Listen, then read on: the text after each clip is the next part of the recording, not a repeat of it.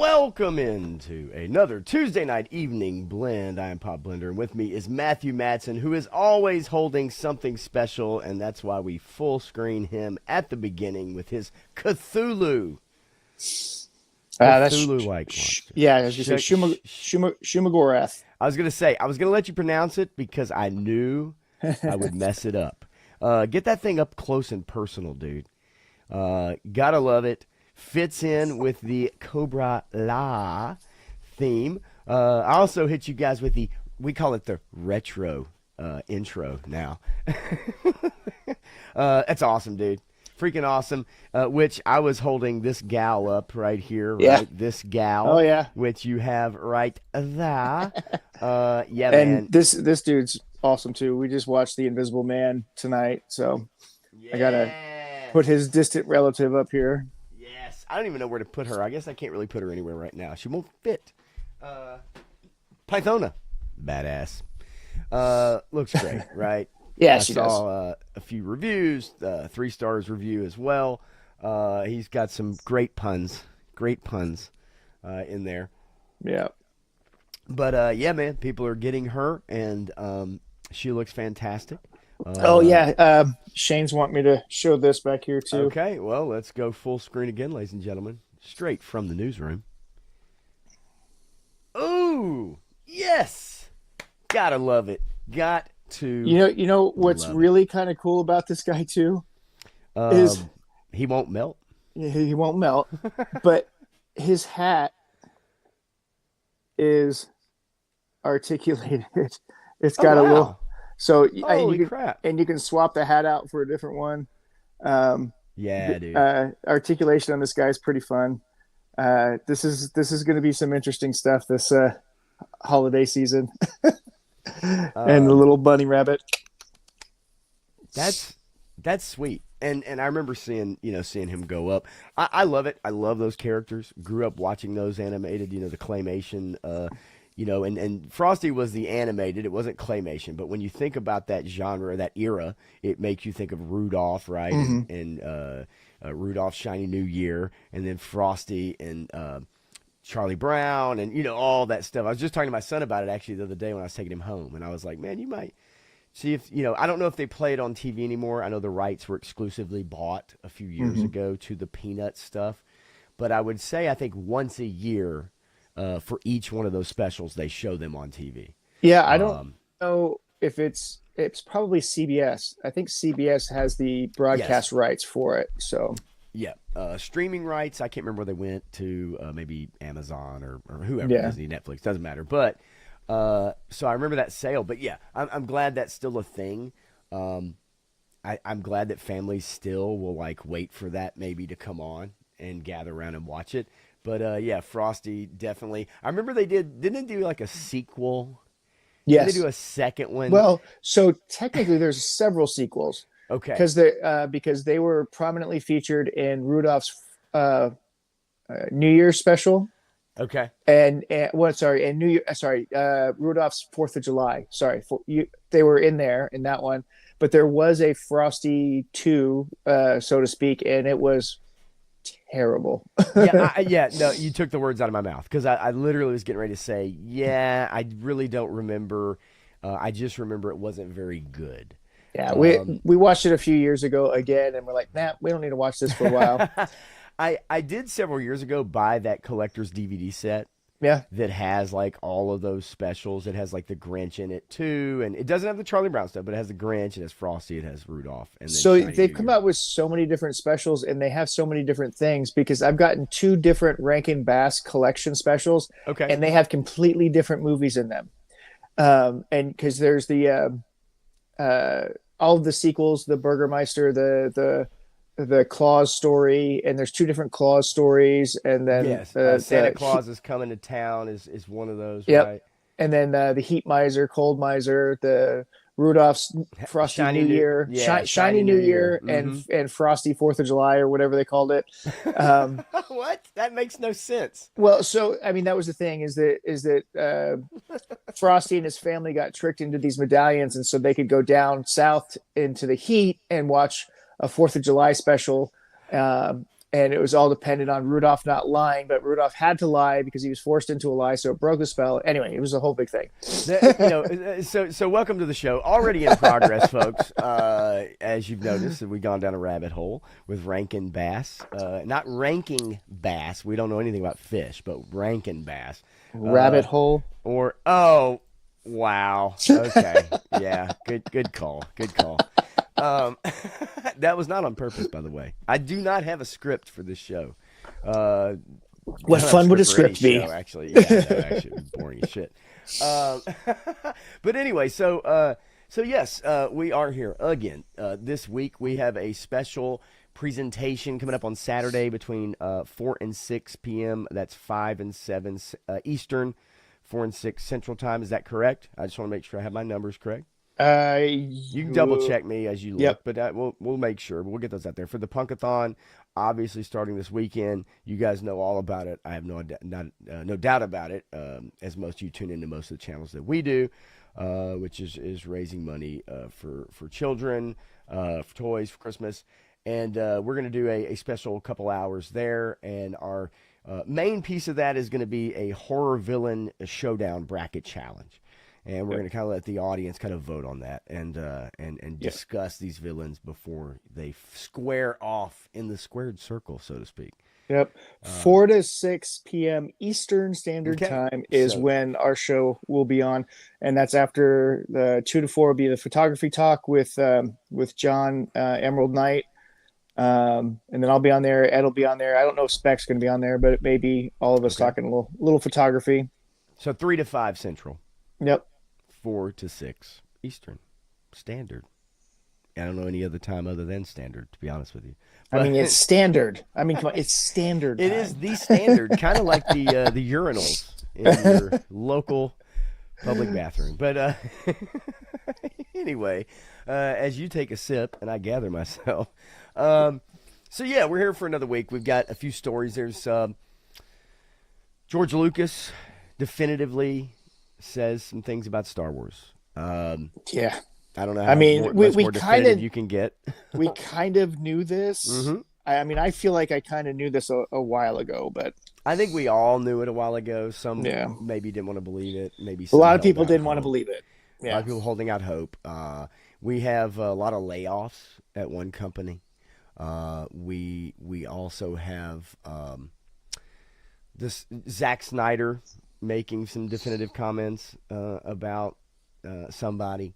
Oh, yeah. We That's have fun. Marvel. I saw an article that is one of the most clickbaity rumor articles that I've seen in a while, although I see them every day, so just since yesterday, about Marvel that I wanted to share. And then Warner Brothers, big news there from the head of that company. And then we'll jump into the topic later on, which is YouTube and versus Hollywood. And I found a couple interesting articles about that. So we'll get into a few things. Definitely say hello to a few people here. And then as we roll along, we'll just keep it moving. Johnny Reno, what's going on, buddy? Good to see you. Shane from Same Time Toys, who will also be on the Punkathon. I don't have the exact time frame, but I know Smoking Joe's will be doing their thing. Giraffe is always here. What's going on? And loving some Pythona. Who doesn't? Great figure. Beautiful. Yeah, I mean, I've heard some people that are kind of meh on her, but I'm like, there's so much there. And the details, really cool. It's pretty freaking cool. Yeah. I heard one kind of complaint about the packaging, but not really a complaint, just more of a want regarding the exclusive or con exclusive versus like deluxe packaging.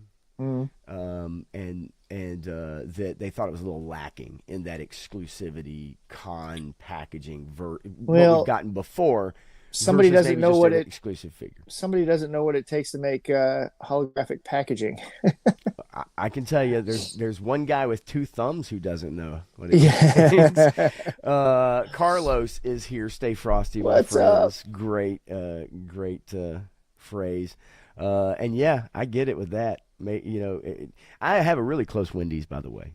But also at my work, we serve a drink that is like a Wendy's Frosty with a bunch of 151 in it. It's called a I was going to say, Bushwhacker. does it give you the runs afterwards like the Dude, Wendy's one?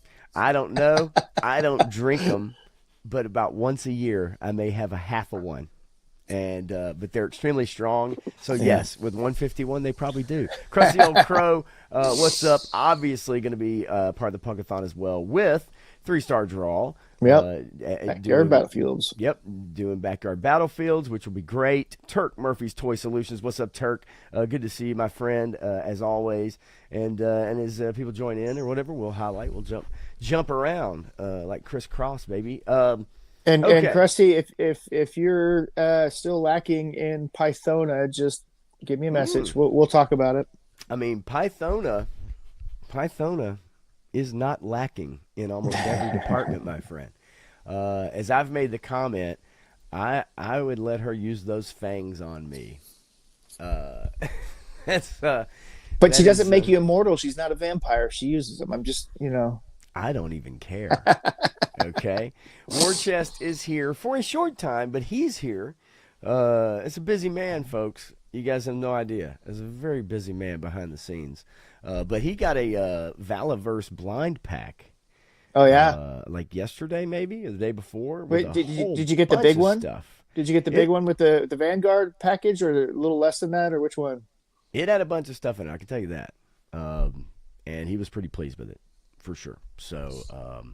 So I imagine if it wasn't the biggest, it has to be pretty large anyway. That's what she said. Let's see. And Graf wants to know, okay, does Pythona stand on her own, or does she always tip forward? What are your thoughts, Matthew? I have had no problem standing her, but I don't have much of a problem standing most of my figures unless they're suited body Marvel Legends figures, which ankles don't even flex. So they're always leaning backwards. Other than those guys, I really haven't had a problem posing most of my action figures because I play with them enough and I fiddle with them so I can get them to do what I want them to do. I know some people have a lot of problem posing things because they're not used to posing things. And like with the Marvel Legends too, it's like you gotta love it when they lean backwards, so you have to push their torso forward, so they're always kind of in like a forward bent action pose. Or they stick their booty out, right? They're going. Well, I mean, who doesn't do that? I mean, come on, man. Like, am I the only one in this? Is this thing on? Yeah. Okay. Anyway, Carlos says, I heard some critique about Pythona's extra hands.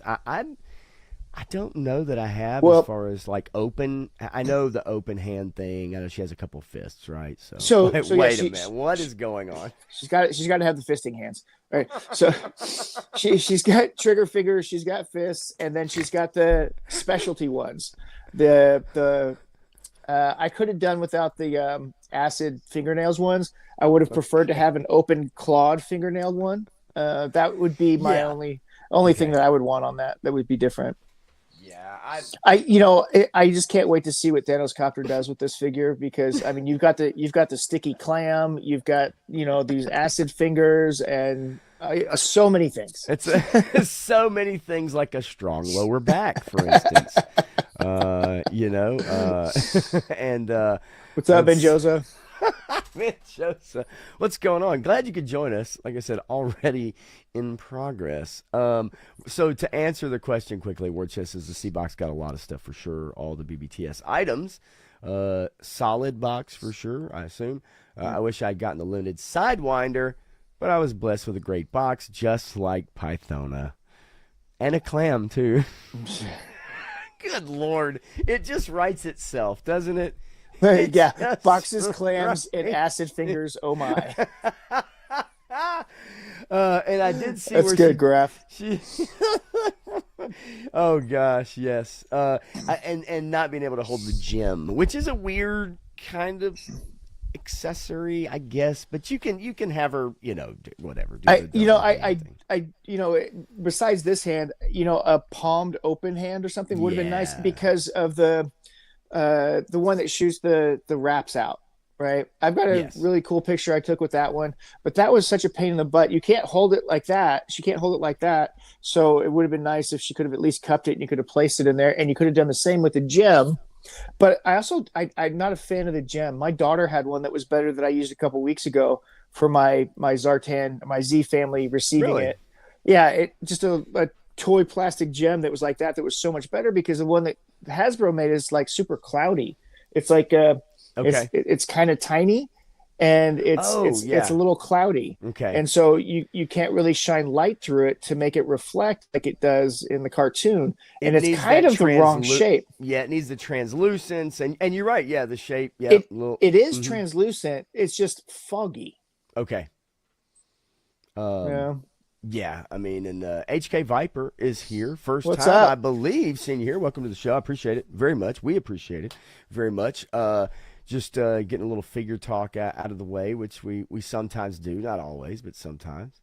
And hitting up a few comments before we jump into the box office and the news. Let's see. Vala doing that box deal is badass. Who else is doing stuff like that for collectors? You know, that I don't know. You probably would be a better answer for me Yeah, than no, I me. mean there really isn't anybody who's doing anything close to that.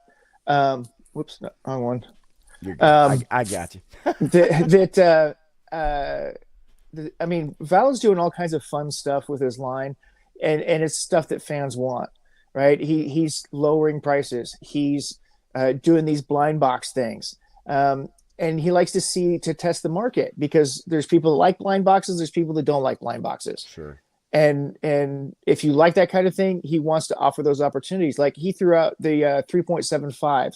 He was going to make those blind boxes. So they'd come in a canister like a grenade or something like that. You pop it open and you'd be surprised with what figure was inside. And then he got some feedback and he was like, okay, so I'll put the two army builders, the good guy and the bad guy army builders in there, and you just see what you get, right? And see what people think about that. And he just keeps getting pushback, and people are like, we want to know what's in it. And other people are like, no, we like the blind bag. And it's like, you can't please everybody. So you just And either, you got to make a decision at some point, but which is more fun, and you know? you look, you try what you try.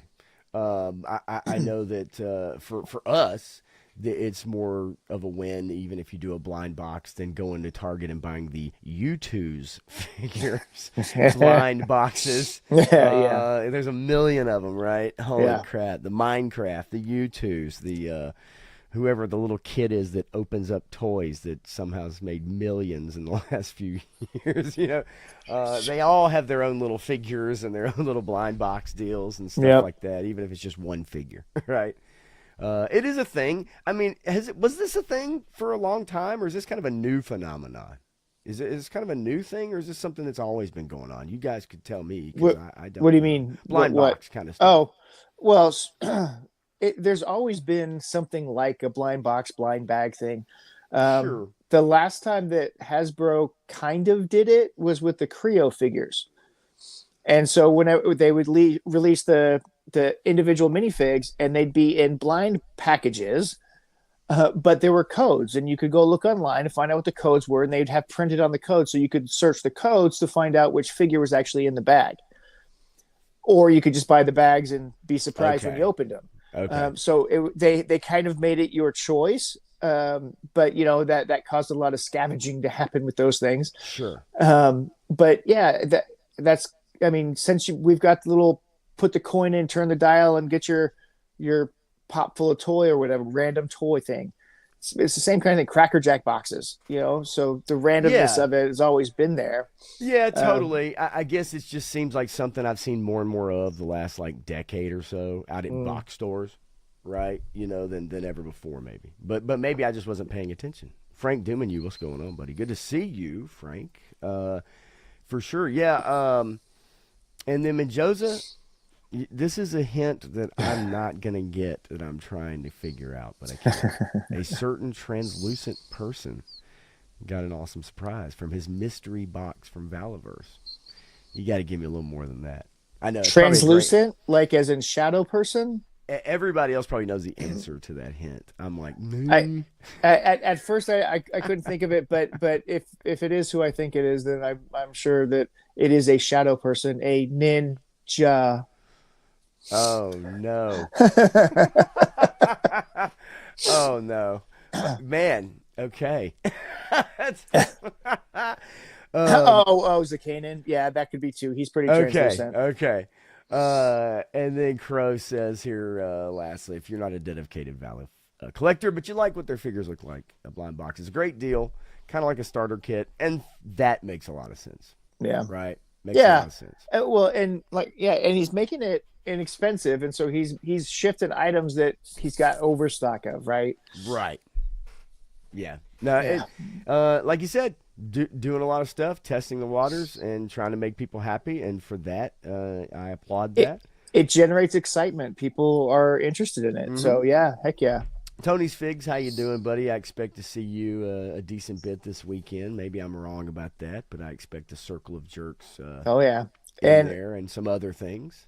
I expect one of his most anticipated figures that's coming up is going to be a Valaverse medic figure that he's got coming up because he looks good. It could be it could be a Motu medic figure, and I think he would be excited.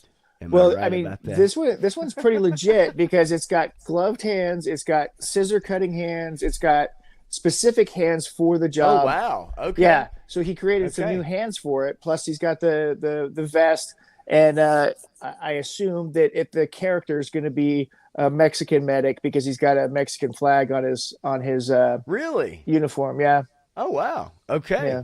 Yeah, that's pretty wild. That's cool, man. Shoot. Then yeah, absolutely. I can see Tony for sure. And Tony, it's not because of why you think. It's because you're a medic. Okay, it's because you're an EMT. Well, just remember, Tony hates diversity. So Well, that's true. He does, and it's a shame. It's a shame. But we all know it here. We all know it, and we'll gladly call it out. That's Yep. what we do. Anyway, okay. So yeah, Pythona. I was trying to Target was hitting me up for Steeler and Short Fuse. The random authorization charge that happens like 2 to 3 times. I've got a Target gift card that is waiting for those figures to get in stock. Just That's saying. what I need to do. I need to just do that and say screw it. Because originally they canceled it, but then Yeah. when I called them, they said no, it's still good, and I was like okay, and then they sent an email out right when they're going to charge you and say hey, make sure you're good to go, and boom, boom, boom, that's it. So, Yeah, but that can take several oh, weeks God, as well yes. after they Who send knows? that email. So it's up in the air because that I believe that's not supposed to be in store until November. Yeah, 12th through the 17th is the estimated Okay. delivery date. Yeah. So I was like, hey, getting them early, and then I called them, and they're like, nah, not so Nah. much. Yeah. Not so much. So let's see here. War Chest says, "Hey, I gotta go. I got stuff to do, and that's okay, buddy. I'll talk to you soon. And hear you in the background. Well, God, I love that. Now it depends on what you're doing. Yeah, hey, might man, wanna does do it? Marvin I don't Gaye want to or know. I don't care. I don't Prince know. or It's, something like it's that. all up to you, man. Whatever. You do Uh, you. and no, I actually did not. So some of you may know, I mentioned this Sunday night. And as we say hello to Joe Fan 84. So I got my diver set, and my diver set came with it came the way it should come, right, in the box. The box looks great. They shipped it in a gigantic box though. And then I got it out and I looked at it and I was like, heck yeah, man. Got my divers. I wanted them. I like them. And then I noticed something. I was like, okay, well, the head on the Joe diver, it's a black dude. And then you got the white guy head sculpt right beside it. And then I looked at the Cobra diver and it's a white dude. And then I looked at the head sculpt beside it and it was the same white dude. The head sculpt was his twin. They sent me a box of divers with the same head sculpt for the Cobra diver. So someone pointed out, they said, well, you hate diversity. I'm like, what? Like, they've been watching my streams. What's going on now? Seriously. But no, they sent me one with two of the same head sculpt for the Cobra diver. And so I'm like, do I just find a head sculpt on eBay? Or do I call them up and go, hey, man, this is like, I don't know what that process, I don't even want to know what that looks like. Yeah, I don't know. I mean, I don't know what they would swap out or give you in credit or whatever. I don't know. I don't know, and nor is it really a big deal. Right. Yeah. Right. And maybe Cobra is phasing out their DEI initiatives. If anybody's going to do it, it'd be Cobra, right? They're But evil. wasn't it the Joe divers that came? No, it was the Oh, Cobra it was the Cobra ones. one. Okay. It's the box is right. It's right here, and I know the lighting, and I'm using a Oh, different there it is. camera Yep. because my camera. But like, can you guys see them? Yep. Look, it's the same sculpt. I haven't even opened the box yet. It's the same sculpt. I'm like, what Hey, is? you got to keep that because that was a super rare variant version, and you See, can sell Joe it. fan said that the other night, and I was like, I don't think this box is going to be worth a shit.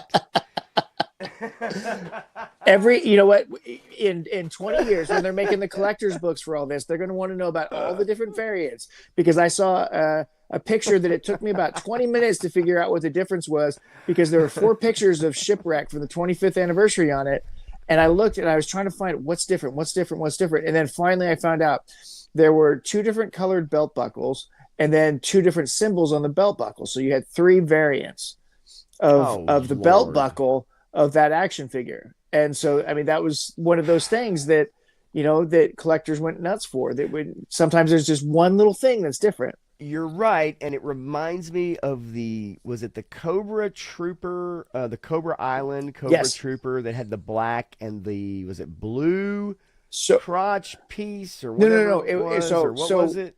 it was the color. What's up, So Stanley? there's a slight difference in a couple of the paint apps, and then the biggest way you could see it was that the collar was either black or blue depending on the variant that you got. There's a couple other little things that were different, but Okay. yeah, I have 2 of each. I know 3 Star also has at least one of each, probably more at this point. But yeah, it was the collar. But the Yeah. rarest one is the black waist piece. That's what it Oh is. yeah, Okay. yeah. And too It's bad like you can't open Beachhead. that vamp. Yeah. What was the beachhead? Shit, what am I missing? What am I missing out on here? What's So the deal with beachhead now? the Cobra Island Beachhead had 3 different paint apps for the eyes. Oh my god, So he had hazel eyes, he had brown eyes, or he had blue eyes. what is happening? Yeah. So depending on which one you got, and then nobody can figure out which one's the rare one and which one isn't, because everybody has a different opinion on it. And I don't remember which depending one I on- have. Depending on which one you liked, like for me, for instance, with these greenish blue eyes, there's no lifeguard on duty because you could drown in these eyes, just like one of your variant beachhead covers. Oh my So one more thing on action figures while we're here. We're To- good. Fuck it. Who Tony, cares? I've got a question. You got the general, right? Beautiful. So I have 2 generals, and one of them came with 3 pairs of sunglasses. 2 of them were gold, and one of them was silver. Well, this guy, he came with the opposite. He came with 3 pairs of glasses. One was gold, 2 were silver. I'm just curious, do they all come with 3 glasses, even though they were only coming with 2? And which colors did you get? What is happening out there? Like, are they using 4 different factories? Like, I don't know what's going on. Did they fire somebody who does the paint? They brought in a new batch of underage children to work and paint? No, For I did see $1 a that. day? Krusty, I did see that one too. The nunchuck that came with 2 left feet. Oh, no. Are you serious? Yeah. What, dude?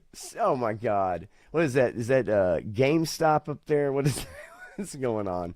Well, and I've seen, Baldy got the snake armor with 2 right hands, right? So, Oh, God. No. Stop it.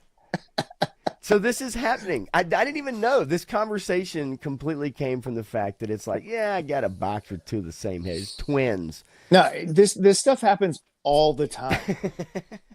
And mistakes Some worse than others, obviously. Yeah, some worse than others. It came in the factory, and I don't remember what Baldy was going to do with it, but he had, not that he was going to use the hands, but he had 2 of them. He's like, Well. how do you do? He's got so many other attachments that are more efficient. I'm just saying. Never mind. I was about to make a Fallout New Vegas joke about Fisto the robot, but I'll leave that for another day. Good God. It's already off the rails, folks. Well, look, everybody, we've all been affected. We've all been affected by this epidemic, folks. In one way or another, because now Three Star has a damn Arctic bat with two right hands. At least you got some Arctic backs. Hey, wait a minute. Zaymot comes with a scar. Wait, I thought he already came with it. Am I missing something? Are you Well, okay, Crow, are you fooling me now? What's happening? He may be picking at me because in the original comic book and the way Larry Hama originally wrote him, shit. Tomax was the one that had the scar. So if you go back and read that first issue that has Tomax and Zaymot in it, Tomax is the one with the scar and Zaymot is the one without the scar. But in the packaging for the action figures, they went back. And so there's this discussion back and forth about which it was supposed to be. But Hasbro basically put their foot down and said, Zaymot's the one with the scar. We ain't going to have none of this funny business. Yeah. And so that's why he said that's his special variant. His Zaymot came with a scar. Okay. And he just proved it. He said, yep, you got it. Well, evidently also, too, that the 3-pack Vipers had white necks and black arms. I didn't even know about that. That's crazy talk. What? Yeah, so that was a funny one because you would never know because those gauntlets completely cover the forearms. But if you pop those gauntlets off, you would see that the paint was mismatched from the rest of the figure. Wow. Yeah, and it didn't happen on all of them. It was just, a significant portion of them. And Giraffe and 3-Star had a very serious problem is that their ninjas come with sheaths on the wrong side of the body. Now, I do get that joke, all right? So I fixed it. Look, it's fixed. It's on the correct side. Dang, y'all. Look at it in all its glory. Bask in its fantasticness. And think, even I could do something like that. It was pretty simple. Okay, well, then even I could do something like that. Yep. And that was in the cartoon, 3-Star, damn it. Back then in the 80s, they were... Doc was the only guy you got in the... Stalker. Okay. Keep going. Oh, well. All right. Anyway, well, enough laughing at my expense of being a very ignorant toy collector, which I never claimed to be a very good one or a very knowledgeable one, okay? I like what I like. Okay, see, now it's getting out of control. You guys are It's been out of control, man. Yeah, I guess it has for a while now. Okay. So look, I'll tell you what, we will quickly run down the box office because nothing happened in the box office. Nothing happened, nothing interesting.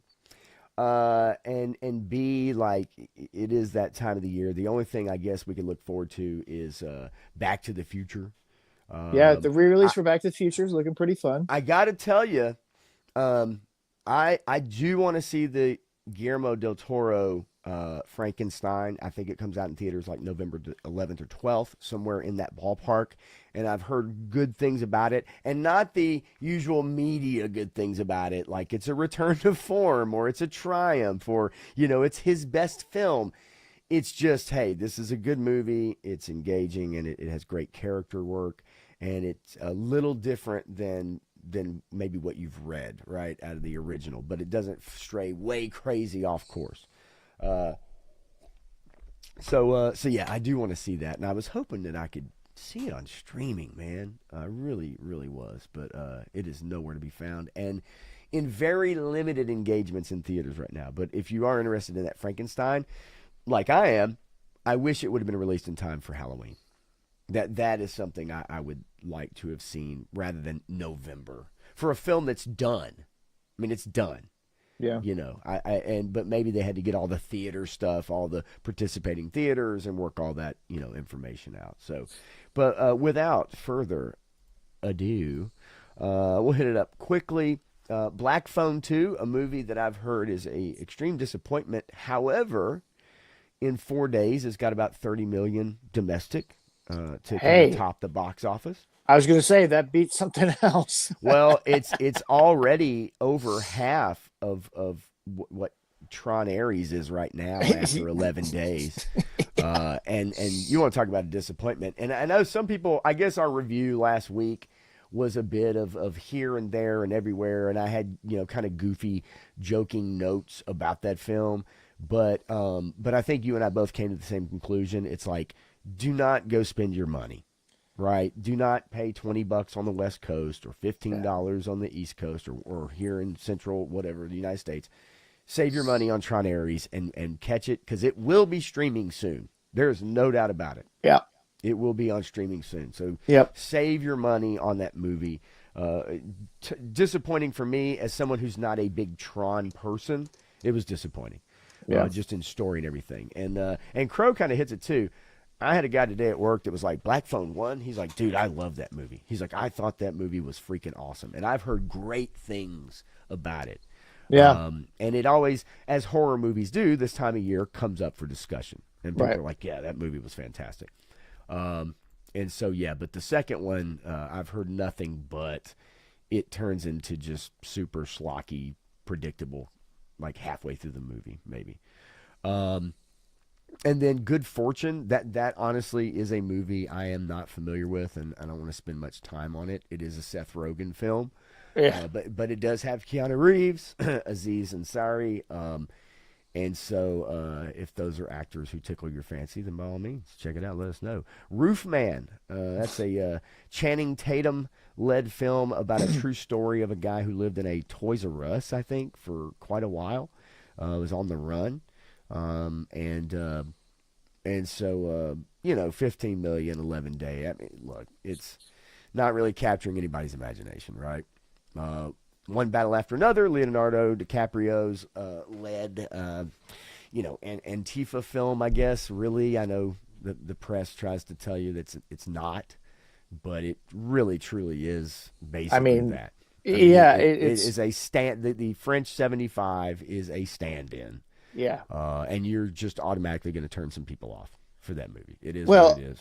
Yeah, and then you look at the cast on it too. That's going to turn some people away too, just because of the politics, and then thinking there's politics involved with it. Even if there really wasn't intended to be, there is, and it's just double impacted by the actors that are involved and the narrative surrounding it in the media. Well, I also think that there is one image from the movie which I will show you guys here that to me has definitely, like, a lot of people would look at it, and it's this image of a pregnant woman with a machine gun and the the belt rolling down. I mean, okay.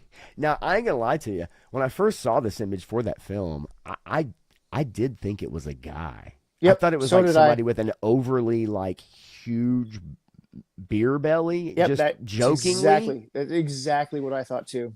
And then when I found out more about the film, I realized this image was the leader of the French 75, and the fact that she was pregnant at this time. Yep. And Hollywood has some strange fascination with this. Hey, do you think we'd ever see this on the battle lines in the Marines one day? Do you think we'd ever see this?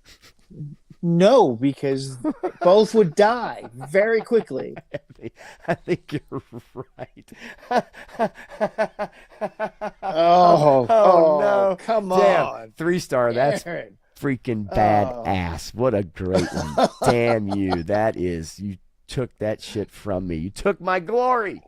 Clint Jorgensen is in the house. This Tron Ares got over 50 mil. That matches the original 82, so they have that now adjusted for inflation. I don't. Yeah, well, that may be different. Clint, did you realize that you won a Pythona tonight? Holy crap! Really? On the Circle of Jerks. That was the giveaway. Yeah, the giveaway on Circle of Jerks. So he has what, like 24 hours to contact? Baldy said that he'd contact him.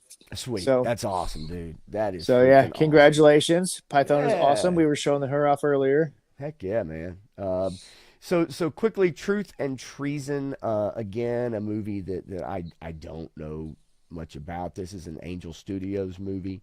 They're generally known for their religious themed shows and movies and stuff like that. The Chosen, however, being a great show, by the way. It's pretty good. pretty good. Gabby's Dollhouse. I know this is one of your favorites, Matthew. Obviously, With yes, the that's cat ears. I know you have right, your own special cat ears in a right drawer on somewhere. my yeah, that's right in my wheelhouse. You know that. Um, After the hunt, okay, Yeah. right? Like these are things that just slip right under the radar. And then like, Demon Slayer and The Conjuring kind of rounding things out really when it's all said and done. Look, anime titles are going to continue if they get put out in theaters.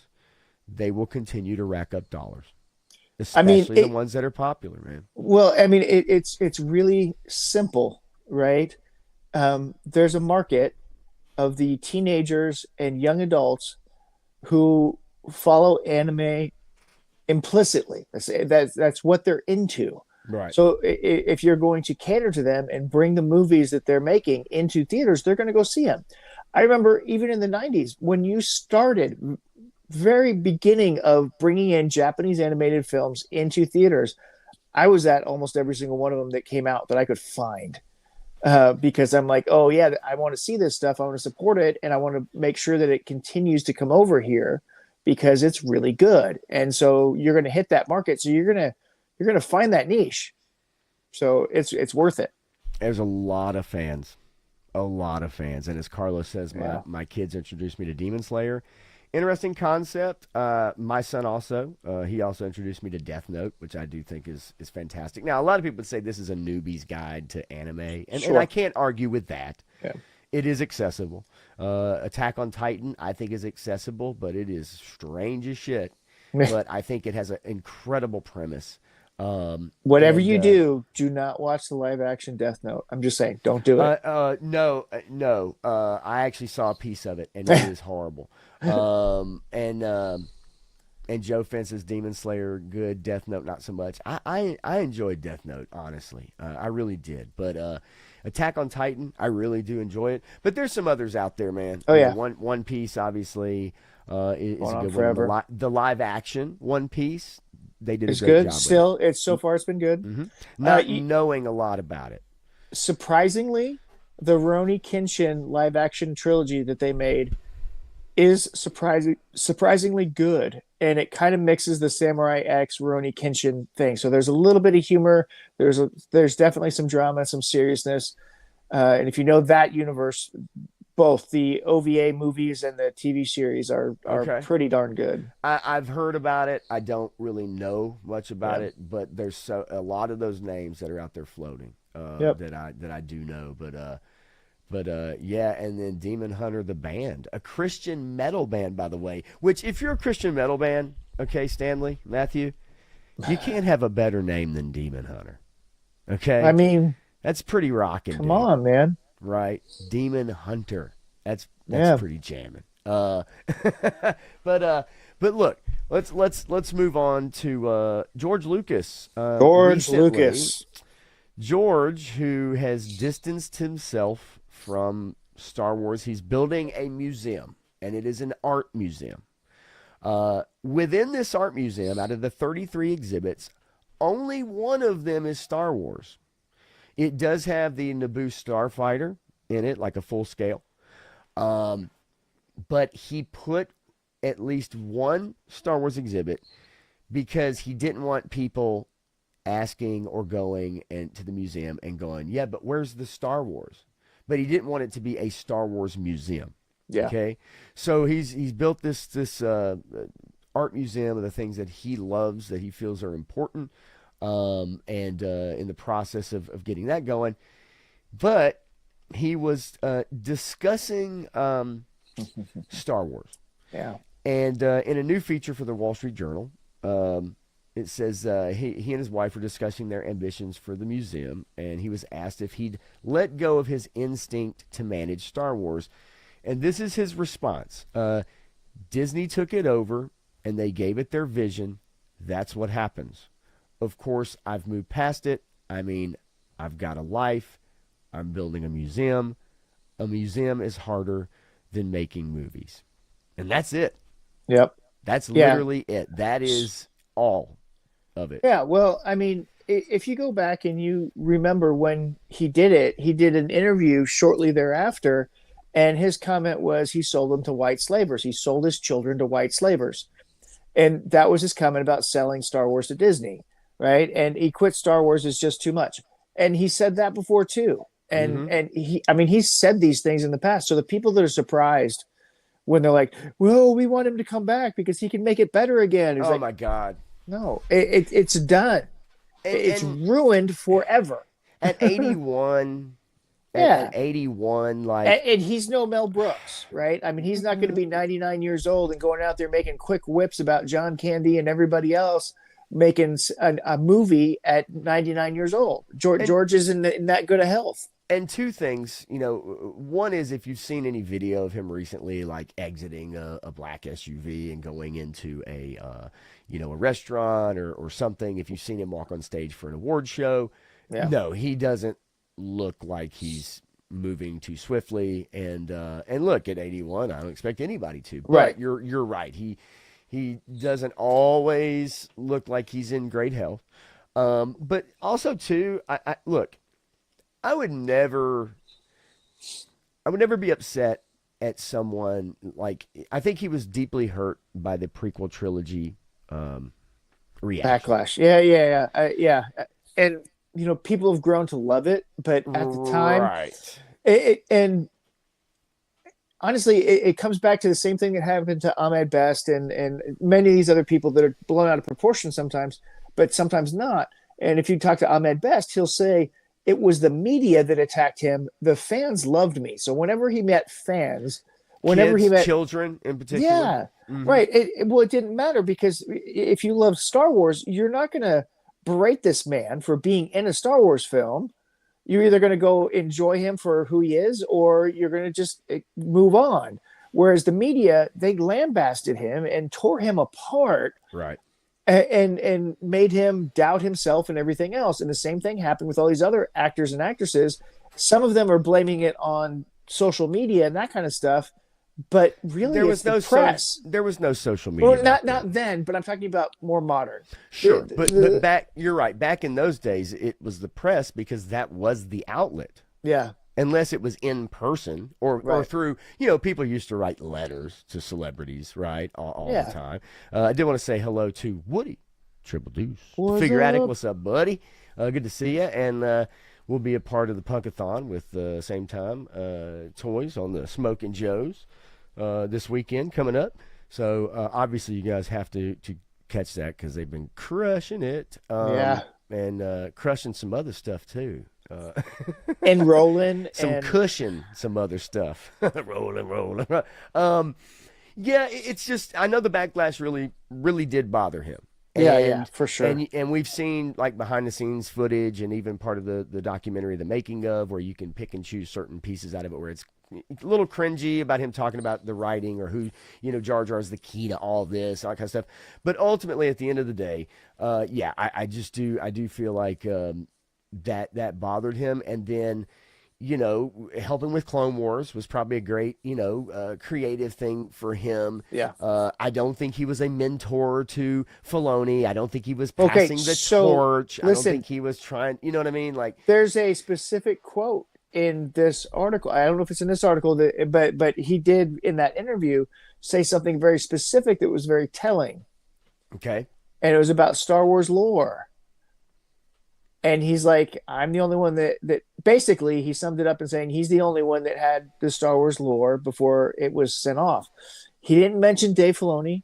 He didn't mention anyone, Pablo Hidalgo. He didn't mention anybody else. He didn't mention that anybody else ever had the lore knowledge for Star Wars. So everybody else's vision is their vision, not his. Including Dave Disney's. Filoni, but including, you know, just Disney ultimately, and what Lucasfilm is now. And I think most of us at this point have been disappointed. Most comments I see in here whenever we bring it up is, hey, I'm not picking up the toys. I'm not picking up any books. I'm not getting any comics. I don't care. I'm apathetic. It doesn't matter. And that's the general sentiment. If you look at Star Wars YouTubers and the fact that some of these videos used to get hundreds of thousands of views or more, and now they're lucky to get 10,000. a lore video or news Yeah. video even. It is kind of sad, but obviously he's over it, and I get it, right? I mean, look, the guy's he's got other things to do. He's not gonna make any new content, no new Star Wars anything, and so I'm sure he's fine now. The If you money's go, probably great, but the yeah, stock options might be hurting a little bit. well, maybe. If you go back and you look at 1984, okay, 1984, George Lucas was done with Star Wars. He's He like, was oh, probably he was burnt out, he was right? burnt out on Yeah, Star Wars. He's like, he wanted to get back to making films again. He wanted to get back to making something that was his yeah. again, that something other creative project that he wanted to do. And yes, he got tied into Indiana Jones for a minute, you know, and so he was a part of that, which was a little bit different and was something exciting. And he was always excited to be part of that. But then when he branched out and tried to do one thing different, it was Howard the Duck. And we all know how that turned out. And that did not turn out well. He also, with Dark Crystal, was a box office disappointment, right? Yeah. There's some other projects in there. I know that the TV shows, the Ewok TV shows and stuff like that, or TV movies were not received well. Awesome. I mean, Yeah. Yeah. look. I'm glad he went back and did the prequels. I think it's a shame that they shit on him and took his drafts for the sequel trilogy And and then told him trashed they were it. gonna right. They told him they were Yeah. gonna honor it, and it's almost like this "What would George do?" which Right. Kathleen Kennedy has quoted. It's like, "What would Jesus do?" It's like, "What would George do?" And it's like, and then they just literally just threw it in the garbage. Who knows what that would have looked like in the hands of other filmmakers? I mean, Right. we don't know. It woulda, coulda, shoulda. But yeah, he's over it. He's done. And will there be other quotes in the next few years? Sure. But I don't expect to hear him wax super quizzical about Star Wars anymore, unless it's at a con or Yeah. maybe about how he made it. But I mean, there's times he's doing an interview, he can't even remember, like Lando Calrissian's name. Well, I mean, yeah. that's I kind of, mean, he's like I've heard he's him deleting say. stuff, right? Yeah. He's forgotten more about Star Wars than we'll ever know. That's for That's sure. for sure. So I saw this article about Marvel, and I clicked on it because I thought it was news, Uh, but it wasn't news. uh, 2026's Marvel Studios movies will bring back 5 original Avengers. Okay? They're going to bring back 5 original Avengers. yeah. So I read that and I thought, okay, they're going to confirm like who is in this Doomsday project, and they've already locked it in, right? Hold on a second. Hold on a second. Look at that picture right there. Those are the Avengers. There's 6 of them there. Who's not coming back? Well, we know one of them for sure. Well, no, hold on. There's 2 of them. There's 2, really 3, but 2 we know for sure who won't be coming back. One of Yeah. them 2 of them are dead. One of them Well, that doesn't is matter. in another body, whatever you want to say about that. Okay. No, but Scarlett Johansson burned them so much. They will never. Marvel Disney will never touch her again. Okay, so in this article, it really cracked me up because it says 5 original Avengers stars returning in 2026, and I thought, oh hell yeah, right? Robert Downey Jr. It's no secret that Robert Downey Jr. is back in the MCU. Now it doesn't say. Now look, it says 5 original Avengers. It doesn't say 5 original actors. Oh, Okay. well, okay. So That is a cheap cop out because Hawkeye's not coming back either because they wouldn't pay him a damn dime. you're right, but okay, per this article. So when I first saw this, I said, okay, wait a minute.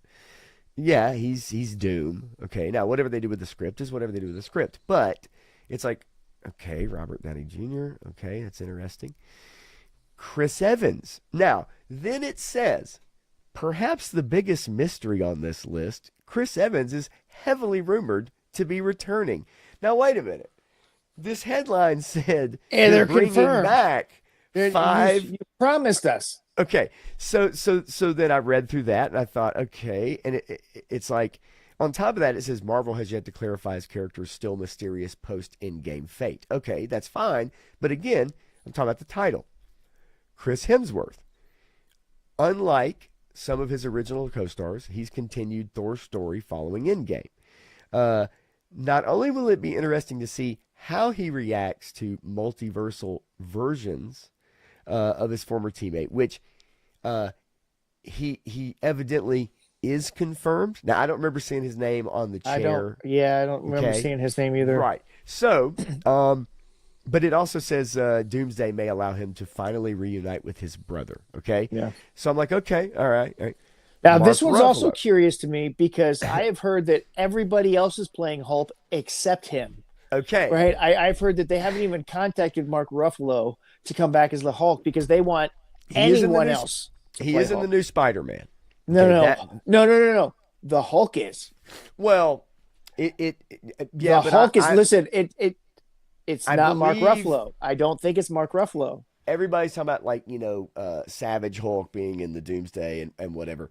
Uh, Look, to my understanding, I thought that it was going to be in Brand New Day, but not as the smart Professor Hulk. Well, Okay, so this is the deal: is that this new Hulk that they're presenting is not going to be Smart Hulk.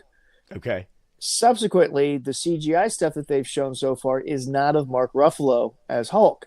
And they've not talked about Mark Ruffalo. They've only talked about the Hulk. They have talked about John Bernthal's Punisher, but they just said the Hulk is coming back. okay. So that's up in the air, right? Sam Jackson. Now, according to reports, Nick Fury still has more to do. While Marvel has yet to confirm his role in Doomsday, Jackson is rumored for the film, and then blah blah blah. So wait a minute. Okay, so wait, another rumor, but not confirmed. But they're They bringing back. they burned him so bad with Secret Wars. He wants nothing to do with this anymore. Yeah, no, I don't blame him. Yeah. But I think also he'll take money, and he doesn't give a shit. He'll Yeah. appear. I mean, you've seen he'll Damn take right. anything, right? So Burned now or not. he used to do that, and he did it for a reason. I think he's accumulated enough that he has fuck you money now, so he can Oh, say sure. no. Sure. No, look, I can't argue with that. I just know that for a long time he's appeared in like 792 films. I mean, it's hyperbole, but you get what I'm Yeah. saying. Yeah. And photos of Ruffalo on a gurney, that I hadn't seen. Yeah, I don't. Yeah. And I've looked through a lot of those like set photos with from the new Spider-Man and whatever, and it definitely could have missed that for sure. I don't catch them every day, but if that is in fact the case, I again, from what I understand, he was going to be in Brand New Day, but I'm not going to confirm that or deny it. My point is this article, and that's where it stops. Sam Jackson. So it's a bunch of nothing burger, and I knew it was as soon as I got to Robert Downey Jr., but I was Yeah. like, they show this picture and then they're like, hey, they will bring back 5 original Avengers, and I thought I was actually getting some news. Yeah, I mean, obviously the bots are writing the headlines these days because they've got nothing to do with what's in the article, much less any factual information that they're trying to accrue. So, Yeah, sure. I mean, it's ridiculous. I saw, did you see where Zack Snyder has caused an absolute uproar? I love this. I think this was one of the greatest trolls I've seen in a long time. I love this. So, and I've got some responses from Yeah. from Twitter or from X and then other social media posts here in a second. But I love the article title, Girl, Move On. This is Screen Rant. Zack Snyder's Henry Cavill Superman post proves DC is done with the Snyderverse. Now, this is a very slanted article, by the way. So we're not going to read it all, right? Well, it's Screen Rant. I mean, they've Right. never. But I did want to get into kind of the meat of it, right? And basically, It is Zack Snyder with a recent post here. Henry Yeah. Cavill, and he's had some not before seen like shots of Cavill as Superman, and he posts Cavill is Superman from BVS shot with my monochrome 50 millimeter Noctilux. 3 weeks on Instagram. Thanks to everyone. Um, so he posts this, right? It's just his post. And honestly, like, I don't care, really. But this set the Snyderverse fans and the Gunn fans at each other's throats. Yeah, This post went man. crazy for a couple days. The sycophants are going nuts over this. Now, I don't know if, like me, look, I was not a huge fan of the Snyder verse or the Snyder vision of Justice League. Okay, the Snyder cut. Oh, so much better though. Look, and I get that, but it was really long, and I could see where other people maybe found it to be a little too serious, or maybe just a little too much, and they liked maybe the lighter tone of a Whedon film. Okay. Yeah. Yeah, Eric Roberts, he is in everything, isn't he? I'd have to look up the net worth, Stanley. Maybe you can look it up, post it in there, and tell us what Sam Jackson's net worth is. I mean, Um, he's got to be worth quite a bit, but I would imagine, but this set the world on fire, and I've got some of the ones to I some of the hate that posts uniform. Just to that prove it. picture right there confirms how much I hate that outfit that he's wearing. Now let's compare this, okay, this to that. What do you think? I mean, I was not a big fan of the Snyder outfit, Okay, but at the same time, that looks like a comic book Superman. That looks like a Superman outfit, like something that Superman would wear. yeah. This other guy, he's Look at how cosplaying. wrinkled it fucking is. Look how loose it is. It's It- cosplay. You know what it looks like? It looks like when you put a shirt on a hanger for 3 years, and then Yeah. like you're going out some to do something, and you're like, man, I need to wear that shirt that I've had, that cool shirt. And you pull it out, and it's got the coat hanger marks on it like this. You know what I'm talking about? It's got the big, and it's all janky collar. That's what Yeah. that looks like. That looks terrible. Yeah, no, there's nothing good about that outfit there, and I didn't like any of that because he never looked like he filled it out, like they tailored it to him. So I was, anyway, a janitor, it's a school janitor with a cape on. Yeah, Yeah, Woody. right. And I agree, Garaf, that they should not put those images that close together. Uh, yeah, not good. Hanger nipples. Yes, that's what they're called. Hey, look. Truth be told, I saw a guy. He came in Sunday with his kids, and he had a shirt on that looked like it'd been hanging up for like a couple of years. And it was a beautiful day, and he was taking the kids out to eat, and he was like, "Man, I'm gonna put that shirt on." And dude, I'm telling you, man, this thing, the collar was like bent in half, and it had these. I mean, dude, they were like this tall, and I was like, that shirt's not supposed to look like that. Something's not right there. I didn't say shit, but man, Oh, yeah. I swear to God, I wanted to. Yeah. I really did, but shit was embarrassing. I'm like, yeah, you've been saving that shirt for a special occasion, hadn't you? Brother? Yeah. For like 2 years. And Todd C's here says it's a sweater. Todd C, good to see you. So look, obviously, where does Man of Steel and Superman, where do they go on Rotten Tomatoes? Okay. Man, I will tell you, I have railed against Man of Steel for so long, but it is so much better than this 2025 Superman movie. Yeah, I liked it, but I also fully understand that. Look, I liked it. I didn't think it was the greatest Superman movie ever, right? It's like, okay, yeah, It was it's fine. It's a goofy. little. It's all over the place. Oh, that one, yeah. The Snyder one, The gun the, one, but yeah, yeah, the Man of Steel was, dire, sour. It had a bleak outlook, but there was still some hopefulness to it. And the PogCamp thing was really what got my craw. The So the gun version he just was so all over the place. He couldn't tell a coherent story, and then he's altering things for no real good reason, Yeah. right? He's changing his parentage um, significantly, and it doesn't really serve a good purpose, I don't think. But So just looking quickly before we look at some of these replies, because it's children, okay, replying to each other, which it probably is. If you look at Rotten Tomatoes for Man of Steel, it has a 57% audience score. Critics, let's see. Oh no, 57% tomato meter, 75% popcorn meter.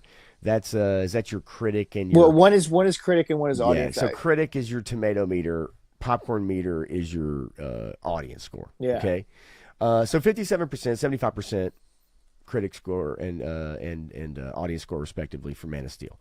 If we look at Superman 2025, 83%, 90% audience Well, score. that What that'll is that? What does that say? I mean, that says that it was review bombed. um, and it will change over time, in my opinion, as people retroactively go back and look at that stuff. And you know what? And I understand some people like this movie. That's great, but right. you can tell by watching this movie that James Gunn hates Superman Yes. Well, be, because his type of person hates anything that reflects something that he doesn't believe in, right? well, And I'm not going to argue with that. he doesn't believe in hope. He doesn't, he's a nihilist. He doesn't see those qualities within himself, that they're not even possible to do these things. So he's like, there's something wrong with him. He's got to be broken somewhere else. I think James Gunn is broken over Yes. the fact that he once got canceled. Oh, that too. And he blames that on maybe either alt right trolls, or he blames that on like whomever, right? And I think that does give you an indication of why he put that scene into Yeah. the Superman Absolutely. movie with Absolutely. the monkeys and all that shit. I think he still holds that very dear to his heart as far as getting canceled, but he's somebody that was able to come back from that, which is rare Yep. these days, regardless of the facts or whatever. But here's some of the responses. This is from Inside the Magic, Ooh. and and I feel for you, 3-star. But as long as you hang them up inside out, you're in good shape, right? You've got reverse nipples, which is really a terrible problem to have on a human body, but that's a whole different subject. Woody Triple Deuce, fake numbers, right? I don't know that they're fake numbers, but remember how they filter them since Captain Marvel came out. Yeah, I don't trust Rotten Tomatoes. No, yeah, you That's for can't. sure. Yeah. I don't. There's no hope for future Superman movies once you've had Richard Pryor in your films. It can only go downhill from there. What, you didn't Hey. like See No Evil, Hear No Man, Evil? and Richard Gene Pryor. Wilder? Come on, man. You get those two together, Gene Wilder and Richard Pryor, they make amazing stuff. No, you can't downplay. I don't think it has to do with that. What I will say is Supergirl is going to have some problems because Yes. of her introduction. And I don't think it was very endearing for many people. Most of the people I've talked to are like, well, it's from the comic books, I guess, but it's like, yeah, but do you want to see that person? Is that the comic run Supergirl you want? Well, yeah, I mean, do you want to see this spoiled, drunk college girl? Right. And some people do, as long as they can see them boots get kicked off, if you know what I mean. Yeah, well, I mean, you know what? If they put a Sydney Sweeney in the part, I'm sure it would be that way. Oh, get out but of they here. didn't. Stop Anyway, it. You have seen the. I know you have seen it. I'll see if I can find it really quickly. I even like the girl who played her, Melissa Boynette, or however you pronounce her last name, from the TV show. I thought she did a good job in that first season on CBS. After that, the writing just was atrocious. But. Yes. Darn it. I don't think this is the one that I really wanted that I saw the other day. It was Sydney as Supergirl, Yeah. and it was a truly amazing AI video, but I can't find it. I wish I could. Oh well. Anyway, so let's look at some of these comments. Henry Cavill is Superman. James Gunn is just a lucky chancer. Okay. Sounds like an idiotic and bigoted response from snowflake Republican who doesn't have a clue what Superman is all about. Uh, let's see. I would say that if you're making a statement like that, you See, probably don't even know what Superman's about. yeah, But because what is even the point of bringing that yeah, into this discussion? that's not even part of the discussion. It has nothing to do with it, right? Yeah. Let's see here. Golly, where's it at?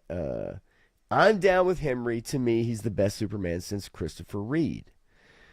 Which obviously he got the name wrong, which shows you how much that right. person knows. Well, but I get it, right? It's all right. Let's see. Henry Cavill's the best actor for Superman role. Whatever happens, we support you, Henry. You are the one real Superman. Let's see. Some of this stuff is outrageous. Henry was and will be the best Superman. I think most people probably feel that way. Then people are talking about this Best Picture Oscar that didn't win. Yeah. The Snyder version cut of Justice League that didn't win an award, did it? I don't know if it won any awards because it wasn't ever shown I'm almost publicly positive. until it was streaming. So yeah, I'm positive that did not win an Oscar at all. Now, this is something that you probably would agree with. I will add, Gunn was unsuitable to make a Superman movie, and whoever put him in this position was a clueless fool. I mean, clearly I agree with that because Gunn has a certain set of skills, and he's very good at those certain set of skills. Putting him in charge of this whole thing is not his skill set. Gunn's Superman is the best ever. You Snyder cultists are just desperately grabbing at straws. The hate is real, folks. That is definitely a Gunn cultist. You literally, like, I'm telling you, like, the Snyderverse and the Gunn DC people, they hate each other. If you want to talk about a fan base that is at each other's throat, it is the DC fans. The DC fans, they're broken. Okay, so I'll go out and say this too. The DC fans have always been more passionate about what they love and don't love than the Marvel fans. Marvel Comics changes so much, and there's different iterations, and there's different versions, and there's all these different avenues for you to go down and say you like this or that or whatever. But you get DC, and DC was pretty definitive for the longest time until 2008, 9, whatever, when they did that whole rebirth thing, right? And they're relaunching the DC universe at that point. They really had not done that before then. They'd done a couple little things, but it was nothing like Crisis on Infinite Earths or something like that. Kingdom Come being like one Kingdom, that people regard as like the best story that they've ever really done. Yeah, I mean it's great. I just find it. Go ahead. No, I just DC fans are way more passionate than Marvel fans when it comes to the nitty gritty. I've always thought that, and I like both franchises, and I've seen the arguments on both sides, but I've seen Marvel people just kind of acquiesce or whatever. But the DC fans, they are hardcore for their beliefs on what they think should be happening. And so, of course, it's going to manifest itself when you have these two head-to-head leaders, so to speak, of Snyder and Gunn, and you have these two definitive visions that are so different from one another that people are just going to lambast one versus the other to hold on to it, to say, I want to see more of that. And quite honestly, from my perspective, and I'm not a huge fan of the Snyderverse, I would like to have seen him finish his vision. I would like to have seen him finish his Justice League storyline that he wanted to do. And James Gunn's universe, I'm not interested in any of it because all of his movies are the same to me. Well, I will say one thing as we say hello to Stu for lunch. What's up, Stu? And Clint's in favor of a Green Arrow, Green Lantern buddy movie. I Like, mean, they did it in the comic books, and the Green Arrow, Green Lantern combo thing was always kind of interesting to me as well. I think that would be very fun. yeah, that actually probably would New be pretty 52, fun. yeah, so painful. I agree. And Woody's oldest daughter is a Snyderverse DC person. And she gets shit on online. She tells him about it. It's wild. I mean, seriously, like the discord between those two groups. Now, I'm with you. I wouldn't mind seeing the Vision finished. Now, I will Yeah, say this. I think for the most part, I was not a fan of those movies overall. I'm not saying there's not parts I didn't like, but I just felt like BVS was not good. yeah. I felt like Justice League, and I know what happened with Whedon taking over and all that kind of stuff, but I just felt like it just didn't quite come together the way maybe that it was envisioned, and even that Snyder cut for me, just super long. And I Yep. think sometimes people take something that's done in black and white or slow mo in particular as being like very Well, artful and you important. you also got to think he was making a trilogy of the Justice League movies, Yeah. right? So he had the plan for the trilogy, and he shot 2 movies worth full of stuff that he had to cut down to 1 movie, and then Joss Whedon reshot and cut that footage down to what he wanted. But that 4-hour movie that we saw, Yeah. that was supposed to be 2 different movies. Well, I believe. And if they only gave him one opportunity, then he just kind of had to get it done. Right. Well, but because of his daughter and because of all that nonsense, Right. not nonsense, life situations took Yes. place, he had to step away from it, and Warner Brothers was ready for him to step away because they were getting such heat from all this other stuff. Sometimes I think the studios are too fickle and they don't stand by their artists, and that's unusual for Warner Brothers because Warner Brothers has been known to stand by their artists more than any other production studio. Right. Yeah. And I have been also the most successful studio this year at the box office. Oh, well, as that's true. Most consistent. Now, doesn't mean studios are not guilty of meddling in Right. films and Oh, for sure. making, edicts that have to be followed, which makes things maybe worse. Yep. Usually does make things worse unless the production is just an absolute disaster. Well, yeah. When you have 30 to 50 producers on a project, you're Yeah. fucked. Yeah. I'm just saying. It's too many cooks in the kitchen. It is. Minjo's a Superman, Man of Tomorrow. Was that the one that was kind of I think it was Man of Tomorrow? Was it the Adventures of Superman? Kind of around the same time as the Batman animated series. That's my favorite Superman cartoon. Well, no. So that's Superman the animated series. Yeah, That's but what that Man of was. Tomorrow, because I've watched several. I love watching the DC animated. I love thought- those things. Yeah. Love 'em. Well, the last couple years has been really not good. The Batman anime one, the Batman Aztec one. These are not good.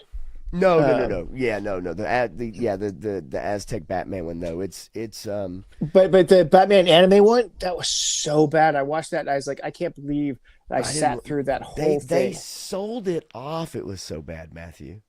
Well, They didn't no, even I mean, yeah, release it on their own platform. yeah, they That's did. how It, bad it was on HBO Max. I thought they sold it off to like Amazon. Well, no, That's how you're much they you're- didn't believe No, in it. no. You're thinking of The that- new animated series. right. I was talking about a movie.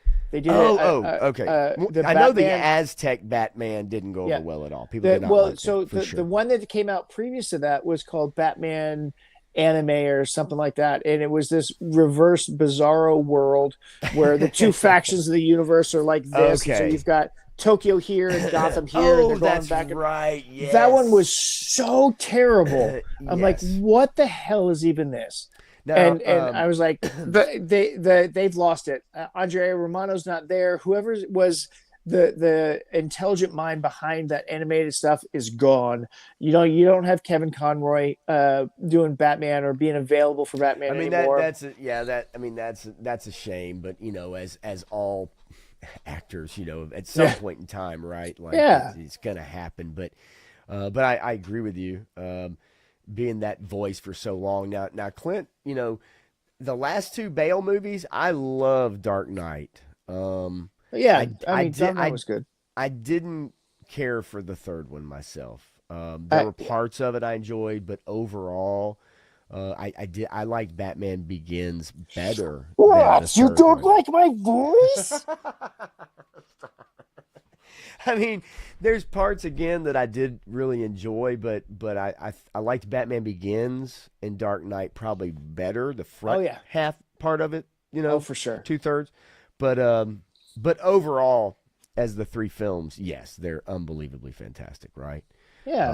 Um, Well, what? but this goes back to the James Bond thing. This goes back to a lot of the problems in the movie universe.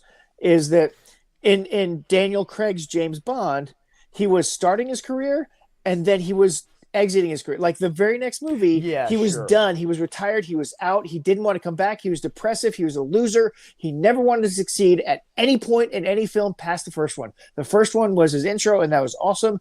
Everything after that was a decline. So you never saw him at his peak. And the Well, same thing kind of happened with the Nolan trilogy of Batman.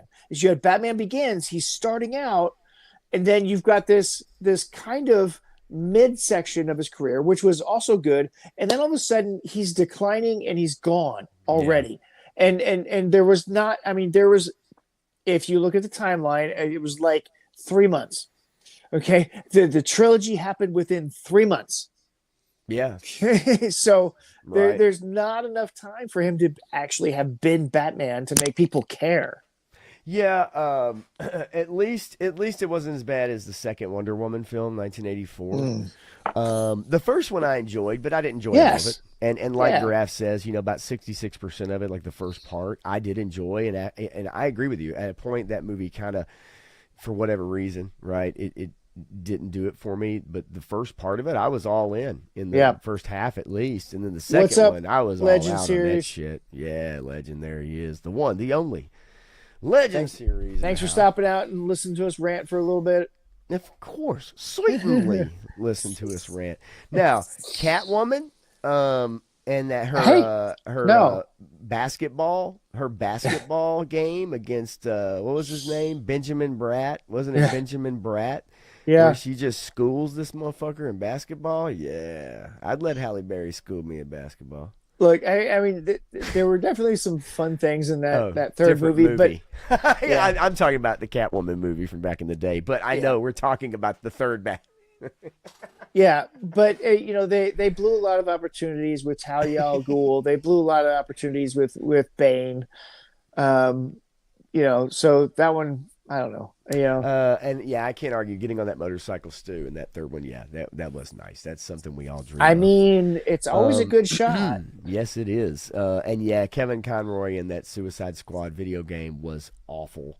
Oh What well, what that's what they did unfortunate. did with that. So speaking of Warner Brothers, and let's get to this. Dumbest company on the Speaking planet. of Warner Brothers, it is official as of today that Warner Brothers Discovery is Oh, yeah. officially up for sale. Zaslav confirmed strategic review and internal memo to staff. Begin the formal process to evaluate a broad range of strategic options, including potential sales, mergers, or structural separations, which is something you mentioned to me earlier. Yep. And I'll let you kind of get into a little bit of that. But it says the announcement is verified through internal communications, emails by that Park Place, reported by Hollywood Reporter.